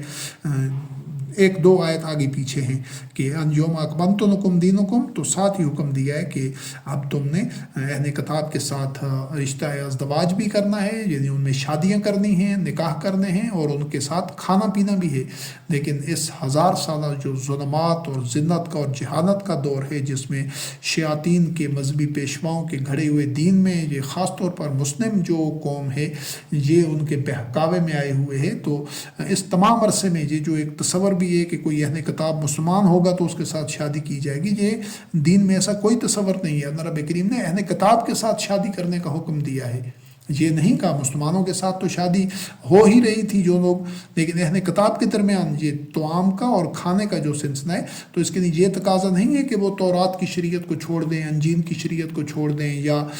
زبور کی شریعت کو چھوڑ دیں، نہیں، وہ اسی شریعت پر رہتے ہوئے صرف جو چیز انہوں نے چھوڑنی ہے اس کو واضح کیا جا چکا ہے کہ انہوں نے احبار و رہبان کو رب نہیں بنانا، انہوں نے تثلیث کے عقیدے کو رد کرنا ہے،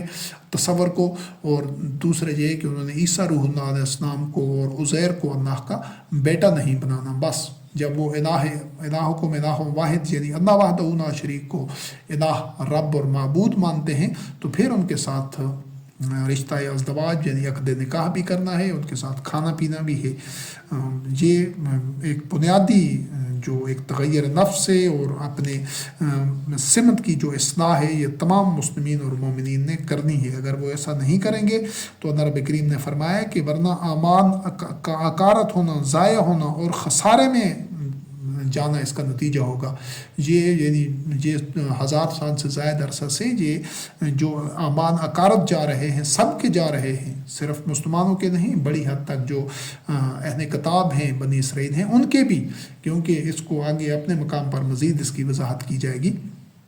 تو خاص طور پر مسلمان قوم کے تو گزشتہ 14 صدیوں میں جو مومنین اس حکم پر عمل پیرا نہیں ہیں، لہٰذا زمین فتنوں و فساد سے بھر گئی ہے۔ آج اس حکم کی تعمیل اور اطاعت شروع کر دیں انشاءاللہ عزیز۔ جس کو اللہ نے حلال کیا ہے اسے حرام ٹھہرانے کی اجازت نبی کریم علیہ السلام کو نہیں تھی، کسی اور کو کس طرح ہو سکتی ہے؟ جو حلال کو حرام ٹھہرانے کا اقدام کرتا ہے، اس اقدام کو ترک کرنا فرض قرار دیا ہے اللہ رب کریم نے۔ سورۃ التحریم کی آیت نمبر 2 دیکھیں کہ یہ جو اہل کتاب کے ساتھ عقد نکاح، شادی، رشتہ ازدواج قائم کرنے کا اللہ کا حکم ہے، تو جس 1000 سال سے زائد عرصے سے جو اپنے آپ کو مسلمان کہتے ہیں، جی اللہ کے حکم کو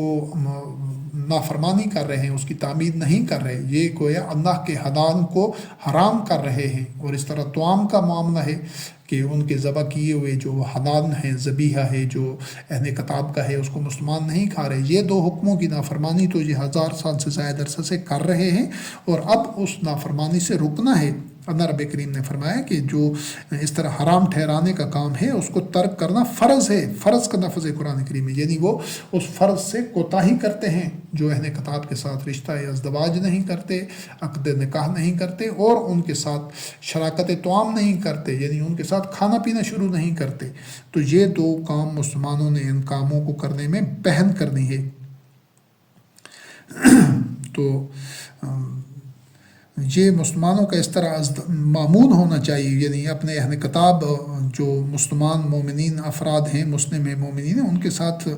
کھانا پینا، ان میں یہ رشتہ ازدواج قائم کرنا اس طرح معمول ہونا چاہیے جس طرح طعام میں، طیبات میں کھانا پینا روز کا معمول ہوتا ہے، یعنی اس میں کوئی ایسی رکاوٹ نہیں ہونی چاہیے، وہ بڑی آسانی کے ساتھ اور بالکل خوش دلی کے ساتھ یہ معمول ہونا چاہیے تمام مسلمین مومنین کا، کہ وہ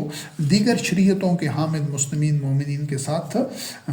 کھائیں پیئیں اور عقد نکاح کریں، رشتہ ازدواج قائم کریں۔ اس چیز کو اور اس کے لیے جو ابتدا ہے، وہ جو پیش رفت ہے وہ مسلمانوں نے کرنی ہے، یعنی جو قرآن کریم کا اتباع کرنے والے ہیں۔ اور مسلمین مومنین کے لیے جو اذن اور حکم جو قرآن کریم میں مذکور ہے اس کے مطابق یہ جو رشتہ ازدواج اور عقد نکاح اور شراکت توام یعنی مختلف شریعتوں کے درمیان اس کو ہر ممکنہ حد تک فروغ دیں، یہ ہے اصلاح فی الارض اور یاسنون ما امر اللہ بہ ان یوصل کا راستہ۔ یہ جو انسانوں کو رب کریم نے منانے کے لیے جو طریقہ بتایا ہے، جو اقدام بتایا ہے، جب 1000 سال سے زائد عرصہ سے جو قوم جس کو اللہ رب کریم نے خیر امتن اخرجت للناس شہداء علی الناس کے مقام و مسند پر فائز کیا تھا، جس کو تونیت کعبہ عطا کی، جب وہ اتنا بڑا تاریخی اور ناقابل معافی جرم کر رہے ہیں صدیوں سے، تو پھر ان کے کس طرح دنیا کے حالات میں اصلاح ہو سکتی ہے، کس طرح خیر پیدا ہو سکتا ہے، کس طرح امن سلامتی ہو سکتی ہے کہ وہ اتنا بڑا جرم کر رہے ہیں۔ یہ جو اپنے طور پر یہ مختلف عبادات اور مناسک اور منہج اور جو شعائر پر کاربند ہیں، حلال حرام کی پابندیاں، اس کو پہلے واضح کیا جا چکا ہے کہ یہ اس طرح کی بہت ساری خود ساختہ نیکیاں، حلال حرام کی پابندیاں اور اس طرح کی زبانی کلامی جو ایمان کے دعوے تھے، یہ مشرکین مکہ بھی کر رہے تھے، اور یہ وہ یہود و نصارہ کے جو احبار و رہبان تھے ان میں جو حقیقت میں تورات کے، انجیل کے اور زبور کی تعلیمات کے خلاف تھے، وہ اللہ کی آیات کو بیچ رہے تھے، لیکن زبان سے وہ بھی دعوے کر رہے تھے اور ظواہر پر وہ بھی کئی ایک ظواہر پر، ظاہری اعمال پر وہ بھی کاربند تھے۔ تو جب مسلمان ظواہر پر تو کاربند ہیں، کئی ایک نیکیاں، حلال حرام کی پابندی اور کئی چیزیں وہ کر رہے ہیں جو اللہ کا حکم ہے، لیکن وہ جو اتنا بڑا بنیادی حکم جو کہ یاسنون ما امر اللہ بہ ان یوصل، وہ انسانوں کو توڑنے کا، انسانوں میں درار ڈالنے کا، عداوت کی آگ کو ہوا دینے کا اور اس کو بھڑکانے کا جو یہ جرم کر رہے ہیں، کہ وہ انہوں نے دیگر جو اہل کتاب ان کے مسلمان مومن ساتھی ہیں، ان کے ساتھ وہ جو یہ رشتہ ازدواج قائم نہیں کر رہے، ان کے ساتھ وہ کھانے کو فروغ نہیں دے رہے۔ تو یہ جو مومنین ہیں ان کو ایسا کرنا ہے، اس کا آغاز کرنا ہے، اور مومنین، مسلمین، محسنین، متقین، صالحین اسی راستے پر گامزن ہوتے ہیں، یعنی وہ یاسنون ما امر اللہ بہ ان یوصل کہ انسانوں کو جوڑنے کا راستہ جس کا اللہ نے امر دیا ہے، حکم دیا ہے، تو یا تو اس امر کو تسلیم کرنا ہے، اللہ کے امر کو، فیصلے کو، حکم کو، اور یہ کام کرنے ہیں جو کہ بیان کیے گئے ہیں، یا پھر اللہ کے حکم کو توڑنا ہے، نافرمانی کرنی ہے۔ تیسرا راستہ نہیں ہے۔ 1000 سال سے زائد عرصہ سے مسلمان قوم بحیثیت مجموعی ساری کی ساری، اتنا ماشاء اللہ کوئی ایسی مثال ہو، سب کے سب اللہ رب کریم کے اس امر کو فراموش کیے ہوئے ہیں، اس کو توڑ رہے ہیں، اس کی خلاف ورزی کر رہے ہیں، تبھی وہ اس حالت تک پہنچے ہیں جس میں آج وہ کھڑے ہوئے ہیں، جس میں موجود ہیں۔ بقایا جو مفسدین ہیں، شیاطین ہیں، ان کی صدیوں سے بنائی گئی دیوار عداوت کی بنیادیں کھوکھلی ہیں۔ اس کی مثال شجر خبیثہ کی سی ہے، بیت العنکبوت مکڑی کے جانا کی سی ہے۔ جو ہی دنیا بھر میں سے چند اہل کتاب مومنین مومنات، یعنی وہ اہل تورات ہوں گے، اہل انجیل ہوں گے، اہل زبور ہوں گے، اہل قرآن ہوں گے، آگے بڑھ کر دنیا بھر کے مفسدین شیاطین کے خوف سے خود کو آزاد کر کے ہر طرح کی سماجی مخالفتوں سے لاپرواہ ہو کر اپنی اپنی شریعت اور قبلہ پر پابند رہتے ہوئے، یعنی اپنے اپنے منہج و مناسک پر، اپنی اپنی کتاب پر پختگی کے ساتھ پابند رہتے ہوئے، امن درآمد کرتے ہوئے آگے بڑھ کر دنیا بھر کے مفسدین کے خوف سے آزاد ہو کر، ہر طرح کی مخالفتوں سے لاپرواہ ہو کر دیگر شریعت و قبلہ کے حامل مومنین مومنات سے عقد نکاح کریں گے، ان کے ساتھ شرکت توام کریں گے، تو یہ عداوت کی دیوار پر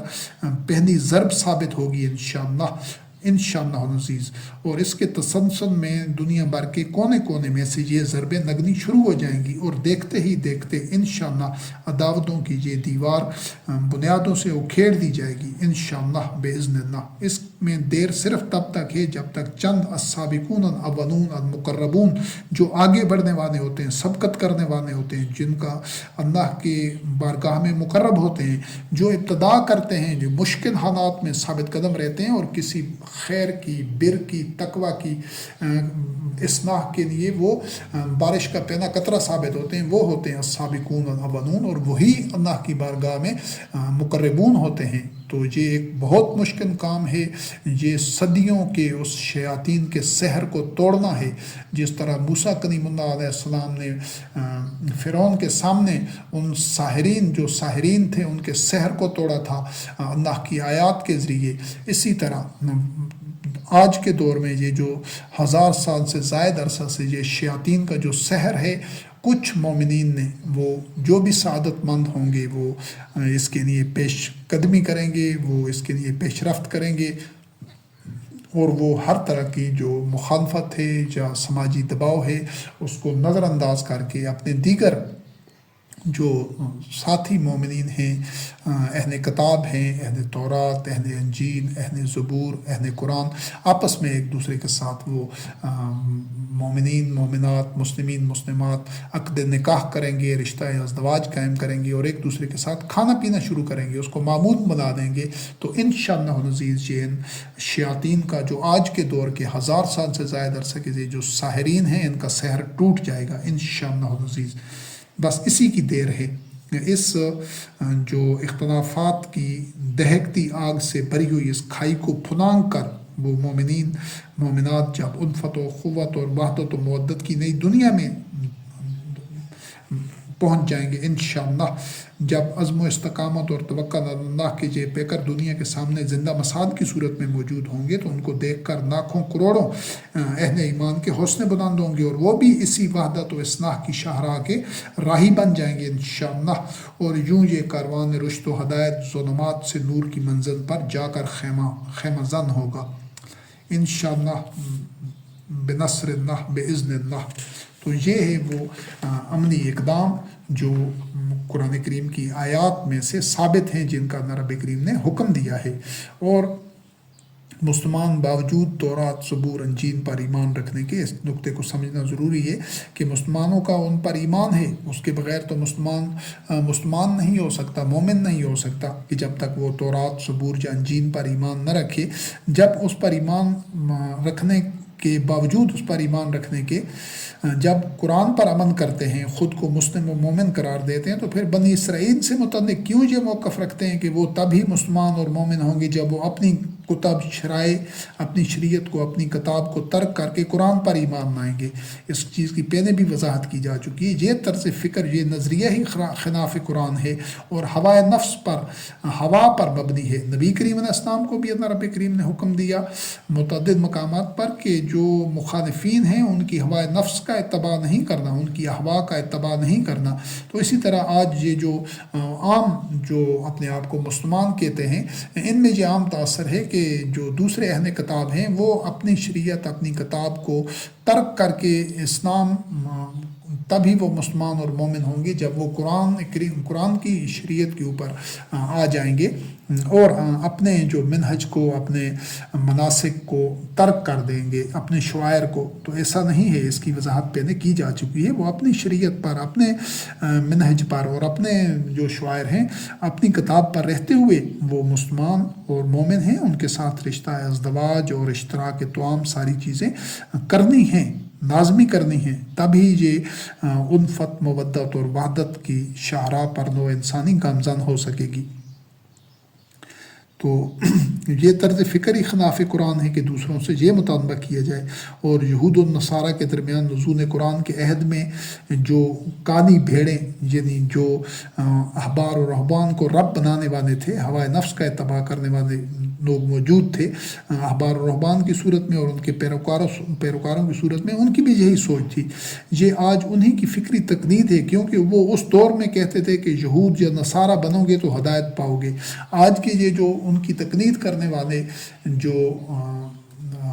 اپنے آپ کو مسلمان کہتے ہیں، یہ بھی یہی توقع کرتے ہیں دیگر اہل کتب سے کہ وہ اپنی کتاب اپنی شریعت کو اپنے منہج و مناسک کو چھوڑیں گے، وہ تب مسلمان ہوں گے، حالانکہ وہ پہلے ہی مسلمان اور مومن ہیں۔ دین اسلام اللہ کی بنیادی تعلیم یہی ہے جو کہ الحمدللہ کتاب اللہ کی آیات پر مبنی ہے کہ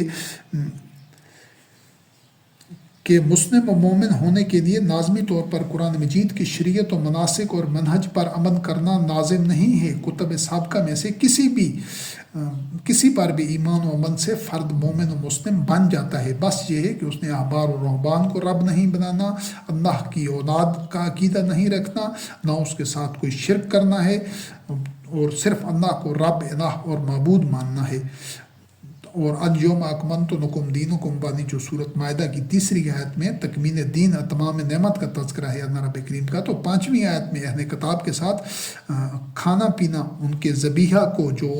ان کے ہاتھ سے ذبح کردہ جانور ہے اس کو کھانا ہے، کیونکہ وہ تورات کا، زبور کا، انجیل کا اتباع کریں گے تو اس کا اللہ کا نام نہیں گیا، اس پر اللہ کے نام کا ذکر کریں گے تو وہ حلال ہوگا۔ اور وحدت طعام ہے، اشتراک طعام ہے، اور ان سے رشتہ ہے ازدواج اور عقد نکاح کا اعلان کرنا ہے۔ جو تکمیل دین یا تمام نعمت، یعنی اللہ رب کریم کا جو امت مسلمہ پر اپنی نعمت کو مکمل کرنے کا جو ایک اعلان ہے، اس پر ایمان لاتا ہے، اس سے اہل کتاب سے وحدت طعام اور اشتراک طعام اور عقد نکاح کو اسی طرح معمول بنانا ہے جس طرح دیگر طیبات رزق اس کا روزمرہ کا معمول ہوتا ہے، یعنی جس طرح وہ اللہ کی جو طیبات ہیں، حلال چیزیں، ان کو کھاتا ہے، کسی کو اپنے اوپر حرام قرار نہیں کرتا۔ یہ دیگر اہل کتاب کے ساتھ نکاح کرنا اور ان کے ساتھ اشتراک طعام، یہ بھی اس کا معمول ہونا چاہیے، لیکن 1000 سال سے زائد عرصے سے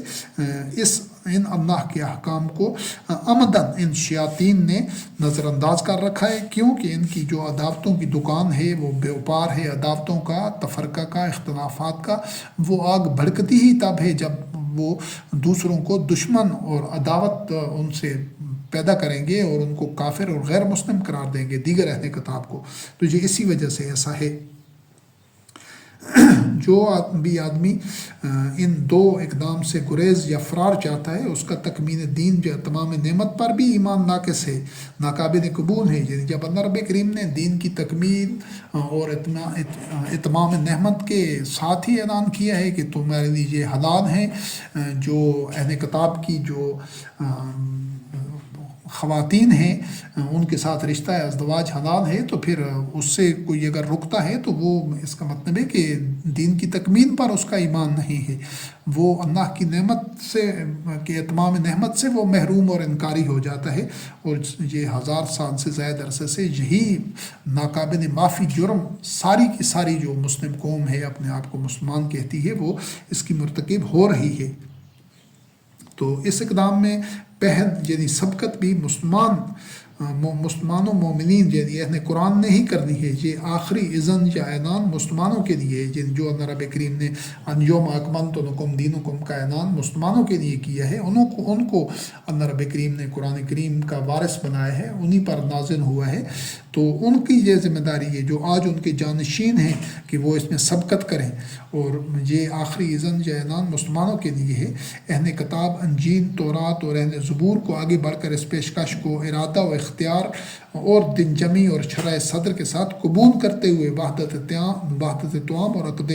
نکاح کو معمول بنانا چاہیے۔ یعنی اس کی ابتدا مسلمانوں کی ذمہ داری ہے، کیونکہ ترک ہی انہوں نے کیا ہے 1000 سال سے۔ ان کو جو خیر امتاً اور اخرجت للناس اور شہداء الناس کی ذمہ داری اور جو مقام ہے وہ اللہ رب کریم نے انہی مسلمانوں کو دیا ہے۔ یعنی جو آج مسلمان اپنے آپ کو کہتے ہیں، انہی کے جو اصناف تھے ان کو اللہ رب کریم نے یہ مقام دیا تھا۔ انہوں نے ان احکام کی اطاعت کی، اور جس طرح اطاعت کرنے کا حکم تھا اللہ رب کریم کا، جو حق بنتا ہے وہ اسی طرح انہوں نے اطاعت کی۔ لیکن بعد میں آنے والے جو شیاطین ہیں، جو مذہبی پیشوا ہیں، انہوں نے اس راستے سے بعد میں آنے والی نسلوں کو گمراہ کیا، اور پھر آنے والے لوگوں نے وہ سمن بکمن عمین بن کر ایک ان کی تقلید کرتے گئے، اور اللہ کی آیات پر غور و فکر نہیں کیا کہ ہم سے کہاں غلطی ہو رہی ہے، کہ ہمیں وہ نتائج نہیں مل رہے جو ہر دور میں مومنین کو، مسلمین کو ملتے رہے ہیں۔ تو یہ صرف ان لوگوں کے لیے ہے جو عقل استعمال کرتے ہیں اور تفکر اور تدبر کرتے ہیں۔ تو وہ تمام مسلم مومن اہل قرآن بیٹے اور بیٹیاں جنہوں نے عقد نکاح کرنا ہے، وہ اولین ترجیح پر اپنے شریک حیات کے طور پر اپنے اہل تورات، اہل زبور، اہل انجیل ہم پناہ مسلمین، مسلمات، مومنین، مومنات، محسنین، محسنات کو شادی کی پیشکش کریں اور اپنے مستقبل کا فیصلہ خود کریں، صرف وہی یعنی قرآن کا اتباع کرتے ہوئے، کسی سماجی دباؤ و مخالفت کی پرواہ نہ کریں۔ اللہ کا فیصلہ حکم تسلیم کرنے کے باعث اگر عزیز و اقارب کے والدین بھی ناراض ہوتے ہیں تو ہو جانے دیں، ان کی پرواہ نہ کریں۔ اللہ کے حکم اور فیصلے کی تعمیل کو اولین ترجیح پر رکھیں، اس کو مقدم رکھیں سب چیزوں پر، ہر معاملہ زندگی میں، اور اس طرز عمل سے اللہ وحدہ لا شریک آپ کا ولی و نصیر ہوگا، مددگار ہوگا، اور اللہ کی نصرت و تائید آپ کے شامل حال ہوگی انشاءاللہ۔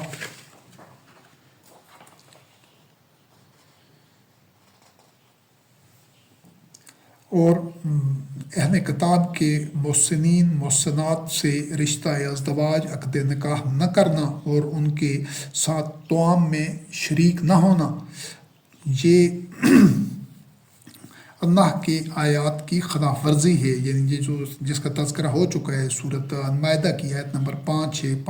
صورت المائدہ کی آیت نمبر 87 ہے، اور صورت التحریم کی آیات نمبر 1 اور 2 ہے۔ اور یہ جو فرض کی ادائیگی سے انکار ہے، کیونکہ ایسی چیز کو جس کو حلال کو حرام کر دیا گیا ہو تو اس کو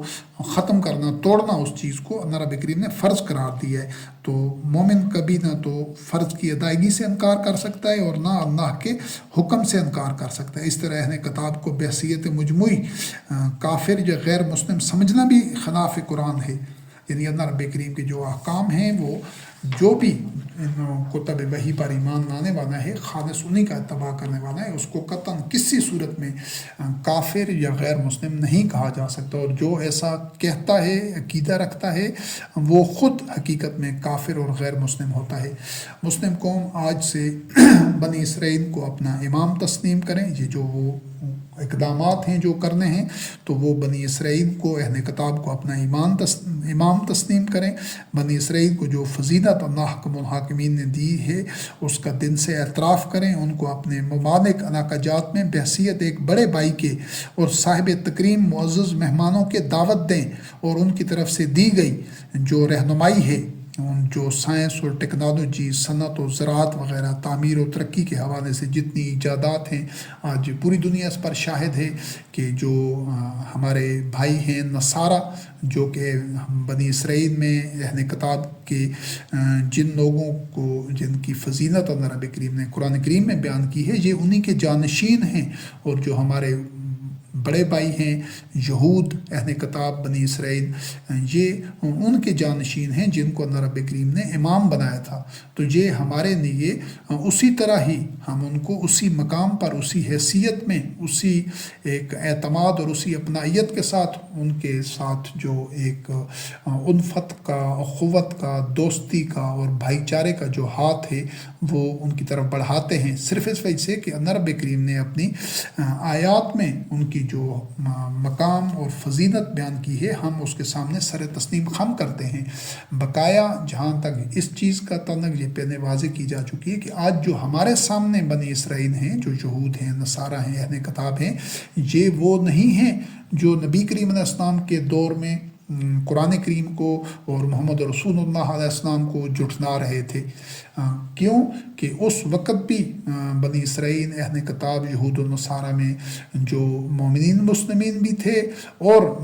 جو اللہ کی آیات کا انکار کرنے والے بھی تھے۔ آج بھی اسی طرح کے لوگ ہوں گے، ان میں ایسے بھی ہوں گے جو وحی کا، قرآن کریم کا اتباع کرنے کے لیے ہمارے ساتھ چلیں گے، ہم ان کے ساتھ چلیں گے، باوجود اس کے کہ وہ تورات کا، انجیل کا، زبور کا اتباع کریں گے، وہ اپنے مناسک اور شعائر پر کاربند رہیں گے، لیکن ہم اصلاح فی الارض یصلون ما امر اللہ بہ ان یوصل کے ہدف اور مشن پر ہم سب قدم بقدم ساتھ چلیں گے انشاءاللہ العزیز۔ تو ہم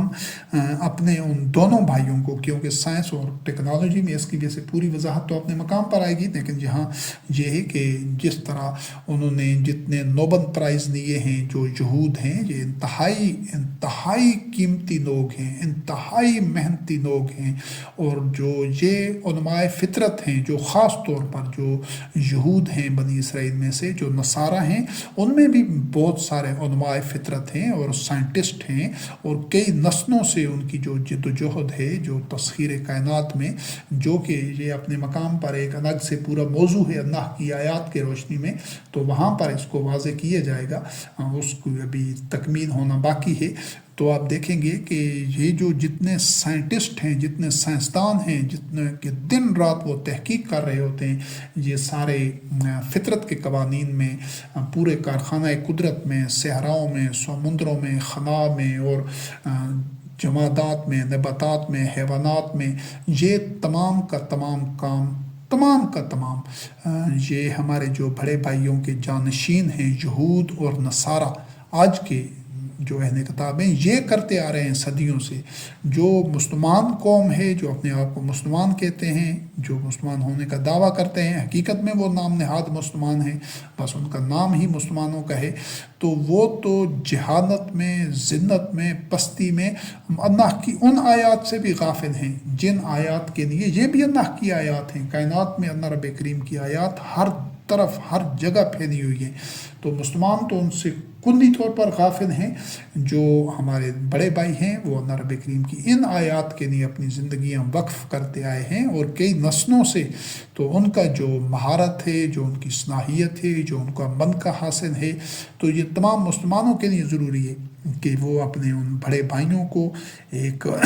بڑے بھائی کی حیثیت سے، صاحب تکریم اور معزز مہمانوں کی حیثیت سے دعوت دیں، اور ان کی طرف سے جو وہ جتنی ان کی صلاحیتیں، ان سے استفادہ حاصل کریں، ان سے رہنمائی لیں، اور اس کے مطابق عملی اقدام کریں، ان کے تعاون کے مشکور رہیں، ان کو اپنا محسن تسلیم کریں،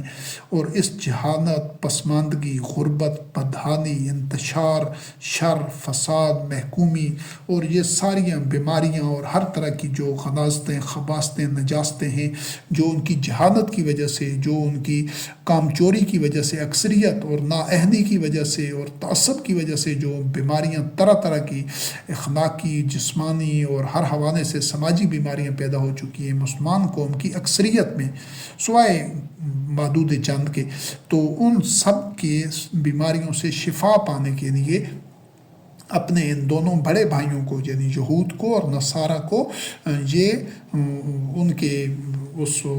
تعاون کے لیے ان سے درخواست کریں، ان کو تکریم دیں، ان کو اپنا محسن تسلیم کریں، اور ان سے رہنمائی دیں، ان سے تعاون حاصل کریں، تاکہ ان ظلمات سے اور اس عداوت اور اس جو تنزلی ہے، انحطاط ہے، اس سے خود نکلیں اور اگلی نسلوں تک ان کو منتقل نہ کریں۔ اس جو صدیوں سے یہ جو سلسلہ چلا آ رہا ہے، بلکہ الفت و وحدت اور مودت و اخوت کا نہاتہ گلستان اگلی نسلوں کو سونپ کر جائیں، یعنی یہ نسل اپنے جو سمت اور روش درست کرے گی تو انشاءاللہ اس کو اور آنے والی نسلوں کو اس کے ثمرات ملیں گے، تاکہ دنیاوی زندگی کے بعد اخروی زندگی میں بھی جنت الفردوس کے اہل اور وارث قرار پاؤ۔ عالمی سطح پر مشترکہ طور پر مسلم قوم یہ اقدام کرے، انشاءاللہ مختصر مدت میں اس موجودہ ذلت، پستی، جہالت، بدحالی، غربت، انتشار، پسماندگی، محکومی سے نجات پا لے گی انشاءاللہ، اور اس کے لیے اولین تقاضا گزشتہ 1400 سالہ جو مذہبی تاریخ اور ورثہ ہے اس سے یکسر برات اختیار کر کے خود کو اسی مقام اور حالت میں لے آئے، یعنی وقت کا وہ لمحہ، وہ گھڑی، اس میں مسلمان قوم کو چاہیے کہ وہ اپنے آپ کو لے جائیں، واپس لے جائیں، جس پر محمد رحمۃ للعالمین علیہ السلام کی وفات کے وقت، یعنی جب دین مکمل ہو گیا، یوم اکملت لکم دینکم کے وقت مسلمین مومنین موجود تھے، اور اس کی سب سے بڑی نشانی اور پہچان کیا تھی کہ وہ اس دور کے مسلمین کے ان کے ہاتھ میں صرف ایک کتاب تھی، اللہ رب کریم کی واحد کتاب قرآن مبین، اس کے علاوہ کچھ نہ تھا۔ تو یہ جو 1400 سال سے اسلام کے نام کے اوپر لکھا اور گھڑا ہوا مذہب ہے، ان شیاطین کا بنایا ہوا، چاہے اس کو انہوں نے نام کوئی بھی دیا ہو، اس تمام کے تمام سے یک سر اور قطعی طور پر اس سے علیحدگی اختیار کرنی ہے، اس کو ترک کرنا ہے اور برات اختیار کرنی ہے، صرف قرآن کریم کا اتباع کرنا ہے۔ اور ایک اور اسی عنوان سے متعلق ایک اور ضمنی گوشہ ہے کہ جو اسرائیل بحیثیت ملک کا دینی پہلو جو ہے، یعنی چونکہ یہ جو سرزمین ہے ارض مقدس، یہ اہل کتاب کا قبلہ ہے، تو یہ تو پہلے واضح ہو چکا ہے اور ثابت ہوا ہے کہ مسلم قوم باطن موقف پر ہے اور مجرم ہے، یہ چیز پہلے واضح کی جا چکی ہے پچھلے جو درس ہیں اس میں، کہ یہ ارض مقدس یہ بنی اسرائیل کا قبلہ ہے، ان کا گھر ہے، ان کی مسجد ہے، اللہ رب کریم نے ان کے لیے لکھ دی ہے۔ تو مسلمانوں کو جو قرآن مبین کا اتباع کرنے والے مسلمان ہیں ان کا کوئی حق نہیں پہنچتا کہ وہ اپنے بڑے بھائیوں کو اس کے قبلے سے، ان کی مسجد سے، ان کے گھر سے محروم رکھیں۔ تو یہ ثابت ہو چکا ہے، اور یہ جو صدیوں سے یہ مسلمانوں کا یہ موقف ہے کہ نہیں اس پر فلسطینیوں کا حق ہے یا مسلمانوں کا حق ہے سرزمین پر، یہ ایک باطل موقف ہے، اور یہ جو اس موقف پر ہیں، یہ اس کے موقف کے حمایتی ہیں اور اس کے لیے جد و جہد کرتے ہیں کہ بنی اسرائیل کو، یہود کو اس اپنے قبلے سے، اس ارض مقدس سے محروم کریں، وہ مجرم ہیں۔ اور حقیقت یہ ہے کہ عدد یہ ہے کہ اہل کتاب سے مسلمان اپنی جو وہ صدیوں سے وہ ظلم، زیادتی اور ان کے اوپر جارحیت کر رہے ہیں، وہ اس سے معافی طلب کریں اور اپنے جرائم کی تنافی کریں اور تاوان ادا کریں۔ اگر وہ ان کے بڑے بھائی ان کے اوپر کوئی تاوان لگاتے ہیں اور ان کو کسی بھی قسم کے اس کے لیے عدل و قسط کی بنیاد کے اوپر کوئی اس کی تنافی کا سامان کرنے کو کہتے ہیں، تو مسلمانوں کو وہ پورا کرنا چاہیے، اور سارا خطہ ارض مقدس جو بھی جتنا بھی ہے وہ اہل کتاب کے سپرد کریں۔ اور یہ مسلمانوں کی ذمہ داری ہے جو قرآن کا اتباع کرنے والے ہیں، دعویٰ کرتے ہیں کہ ہم قرآن کا اتباع کرتے ہیں، ان کو چاہیے کہ وہ اپنی مشترکہ فوج سے دنیا بھر کہ جو اسلام کے نام پر جو دہشت گردی کر رہے ہیں، ان دہشت گردوں، جنونیوں، مذہبی فسادیوں کی جڑ کاٹ کر ان تمام نظریات سے اور ان اعتقادات سے اور اس تاریخی ورثے سے اور ان منفوذات سے، ان کتابوں سے برات اختیار کریں اور اس لٹریچر کو تنف کر دیں جو دہشت گردی اور جارحیت پر مبنی مذہبی لٹریچر ہے، اس کو تنف کریں جو نبی کریم علیہ السلام کی وفات کے بعد دین اسلام کے نام پر گھڑا گیا ہے اور پھیلایا گیا ہے، چاہے وہ نظریات عرب کے تھے یا عجم کے، اور یہ کہ یہ تسلیم کریں اور اعلان کریں کہ محمد رسول اللہ علیہ السلام اور متبعین کے بعد کے واقعات و شخصیات کو دین اللہ میں داخل اور ان کو حوالہ و سند نہ بنایا جائے گا۔ یعنی جو محمد رسول اللہ علیہ السلام کے عہد میں ہوا، جو صدر اول کے مومنین رضوان اللہ علیہم تھے، ان کے عہد میں، ان کے زندگیوں میں جو کچھ ہوا وہ تو عین اسلام کے مطابق تھا، لیکن جو اگلی نسلیں آتی گئیں انہوں نے جو کچھ کیا اس 1300-1400 سال میں، اس کا دین اسلام سے کچھ تعلق نہیں ہے، نہ یہ اسلام کا ورثہ ہے، نہ یہ اسلام، کیونکہ اسلام نبی کریم علیہ السلام کی زندگی میں مکمل ہو چکا تھا۔ یہ بات کی تاریخ ہے، اس میں ہر طرح کے لوگ تھے، اچھے بھی تھے، برے بھی تھے، نہ ہم نے ان کا کوئی محاسبہ کرنا ہے، نہ ہم ان پر بحث کرنی ہے، نہ ہی ہم نے توانائیاں اور صلاحیتیں اور وقت برباد کرنا ہے۔ ان کا معاملہ اللہ رب کریم کے ساتھ ہے۔ جو ان میں صالحین تھے وہ اللہ کے نیک بندے ہوں گے، جنتی ہوں گے، اور جو مجرمین تھے، مشرکین تھے، اسلام کا نام استعمال کر رہے تھے لیکن اصل میں شیاطین اور اخوان الشیاطین اور شیاطین کے اعلیٰ کار تھے، ان پر اللہ کا عذاب ہوگا۔ یہ چیز طے ہے۔ نہ تو ان تاریخی 1400 سالہ عرصے میں ناموں کے ان جھاؤ میں ہم پڑھتے ہیں، نہ ہمیں ضرورت ہے، نہ تاریخی واقعات کی، کیوں کہ دین اس سے پہلے مکمل ہو چکا تھا۔ بعد میں آنے والی شخصیات، واقعات، تاریخ، کتابیں، جو کچھ بھی نبی کریم علیہ السلام کی زندگی کے بعد جو کچھ ہوا اس کا اسلام سے کوئی تعلق بھی نہیں ہے۔ تو یہ ایسے نظریات چاہے عرب کے تھے چاہے عجم کے تھے، اور ان کو ٹھکرا دیں اور اعلان کریں کہ محمد رسول اللہ علیہ السلام کے بعد کے واقعات اور جو صدر اول کے مومنین تھے ان کے بعد کے واقعات و شخصیات کو دین اللہ میں حوالہ و سند نہ بنایا جائے گا، اور قرآن مبین مکمل دین اسلام ہے۔ اس کو کسی خارجی تفسیر، تشریح، کسی حدیث، روایت، سنت، فقہ وغیرہ یا شخصیات کے قول و فعل اور اعمال کی ضرورت ہے ہی نہیں۔ جو بعد میں آنے والے ہیں سب انفرادی و اجتماعی زندگی میں دین اللہ پر عمل کے لیے قرآن کریم ہی واحد سرچشمہ اور ماخذ ہے اور کتاب ہدایت ہے، مکمل ہے اور کافی ہے۔ اس کے بعد آخر میں یہ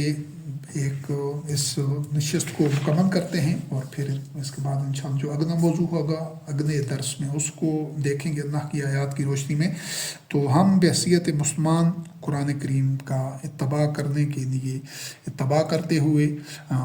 اس تناظر میں اپنے جس طرح یوسف علیہ السلام کے بھائیوں کے اور یوسف علیہ السلام کے درمیان شیطان نے پھوٹ ڈال دی تھی اور ان میں بدگمانی پیدا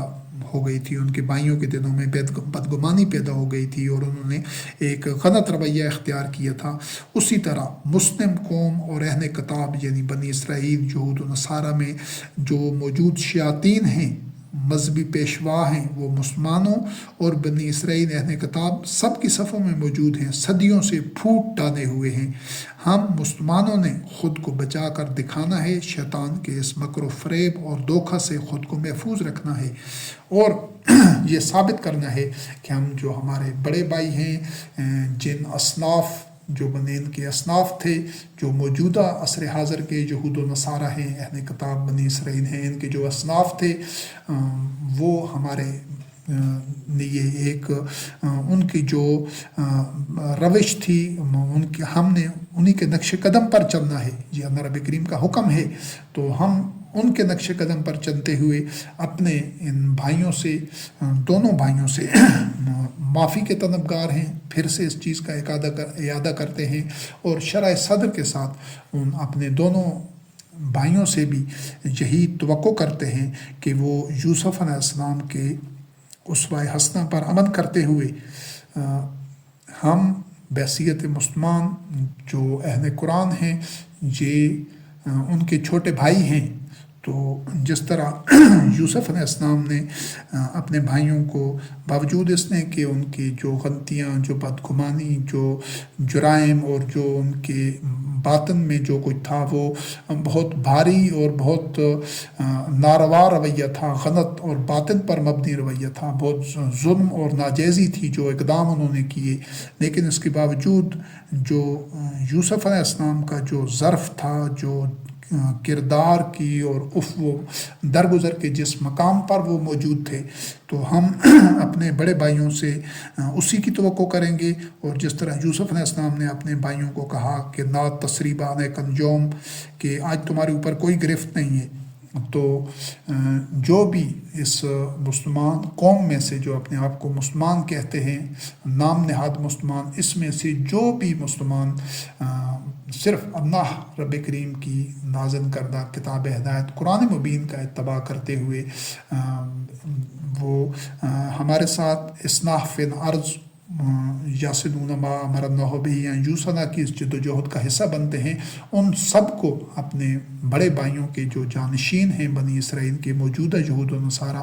ان سے معافی مانگنی چاہیے، اور ان کو معافی مانگنی ہوگی، اور ہم اپنے بھائیوں سے بھی یہی توقع کرتے ہیں کہ وہ درگزر کا معاملہ کریں گے، اور تاکہ ہم سارے بھائی مل کر اصلاح فی الارض کے اس راستے پر گامزن ہو سکے، اور ہم اپنے ماضی میں جو کچھ ہم سے ہوتا رہا ہے، چونکہ وہ سب کچھ اسلام کے نام پر ہوا ہے، تو ہمیں اس پر شرمندگی ہے اور ندامت ہے، اور ہم انشاءاللہ العزیز پوری کوشش کریں گے کہ ہم اپنے بھائیوں کے حقوق کے معاملے میں، ان کے جو اللہ رب کریم نے ان کو جو حق دیا ہے، جو آزادیاں دی ہیں، جو ہمارے اوپر نازم ہیں، جن کا خیال رکھنا ہم پوری کوشش کریں گے کہ ان کے اور دیگر جو انسان ہیں سب کے ساتھ عدل و قسط کا معاملہ کر سکیں، بالکل اس طرح جس طرح اللہ رب کریم نے کتاب اللہ میں حکم دیا ہے۔ اور باقی جتنے مسلمان آج مسلم قوم کے مذہبی اور سیاسی اور سماجی سطح پر رہبر و رہنما بنے بیٹھے ہیں، وہ یا تو ظلم، شر اور فساد کو ہر سطح پر روک کر دکھائیں، دنیا میں خود کو امام الناس ثابت کریں، جو کہ وہ گزشتہ 1000 سال سے زائد عرصے میں نہیں کر سکے، خاص طور پر جو حکمران طبقے ہیں یا جو یہ مذہبی پیشوا ہیں، شیاطین ہیں، اگر وہ عہد ہیں ابراہیم خلیل اللہ علیہ السلام کی مسند کے، تو وہ یا ابراہیم خلیل اللہ علیہ السلام کی ملت میں ہیں، ان کے عہد میں ہیں، ذریت میں شامل ہیں، تو وہ آج امام الناس کی مسند پر ہوتے، اور لیکن وہ نہیں ہیں، اب سے نہیں، صدیوں سے نہیں ہیں، تو پھر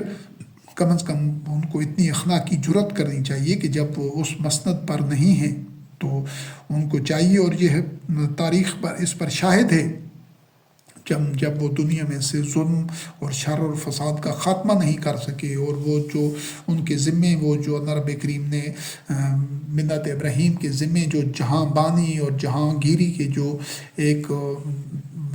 ذمہ داری لگائی تھی، تولیت کعبہ ان کے حوالے کر کے جو ذمہ داری ان کو دی تھی، امام الناس اخرجت للناس اور امتاً وسطاً خیر امتاً، وہ ان میں سے کسی کا بھی حق ادا نہیں کر سکے، کسی کے بھی تقاضے پورے نہیں کر سکے، کیونکہ ان میں وہ اہلیت ہی نہیں ہے 1000 سال سے زائد عرصہ ہے۔ تو اتنی اخلاقی جرت کریں کہ یہ اپنی اس مسند سے اس سے علیحدہ ہو جائیں، یا پھر دنیا سے ظلم شر اور فساد کا اور اس عداوت کی آگ کو روک کر دکھائیں، تاکہ کسی کے ساتھ کوئی ظلم جبر زیادتی، کسی کا ناجائز استحصال نہ ہو، دنیا میں خوف میں کوئی مبتلا نہ ہو، امن اور سلامتی کو یقینی بنائیں اپنے لیے دوسروں کے لیے، لیکن یہ ان میں سے کچھ بھی نہیں کر سکے، صدیاں گزر گئی ہیں۔ تو پھر ان کا شہداء علی الناس اور اخرجت للناس کی ذمہ داری سے یہ خود ان کو دستبردار ہونا چاہیے، اور اپنی نااہلی تسلیم کرتے ہوئے بجائے اس کے کہ یہ اپنے اس 1000 سال سے زائد عرصہ کے جس کو اسلامی ورثہ، اسلامی تاریخ، اسلامی ثقافت یا اسلام کا ایک سنہرا دور کہتے ہیں، اس پر ان کو فخر کرنے کے بجائے شرم کرنا چاہیے کہ یہ انہی کے جو گزشتگان ہیں اس 1000 سال سے زائد عرصہ میں، تو یہ انہی کی غفلت کا، نااہلی کا، انہی کے غلط روش کا اور انہی کے قرآن کریم کو چھوڑ دینے کا نتیجہ ہے۔ ورنہ تو محمد رسول اللہ علیہ السلام کے عہد میں تو اللہ وحدہ لا شریک نے خیر امتن کو، ان مومنین کو، مومنون حقا راشدون رضی اللہ عنہم ورضوا عنہ، اور خیر امتن وسطاً شہداء علی الناس اور کی مسند پر فائز کیا تھا۔ تو آج یہ پستی میں جو گرے ہوئے ہیں، تو یہ پدرم سنتا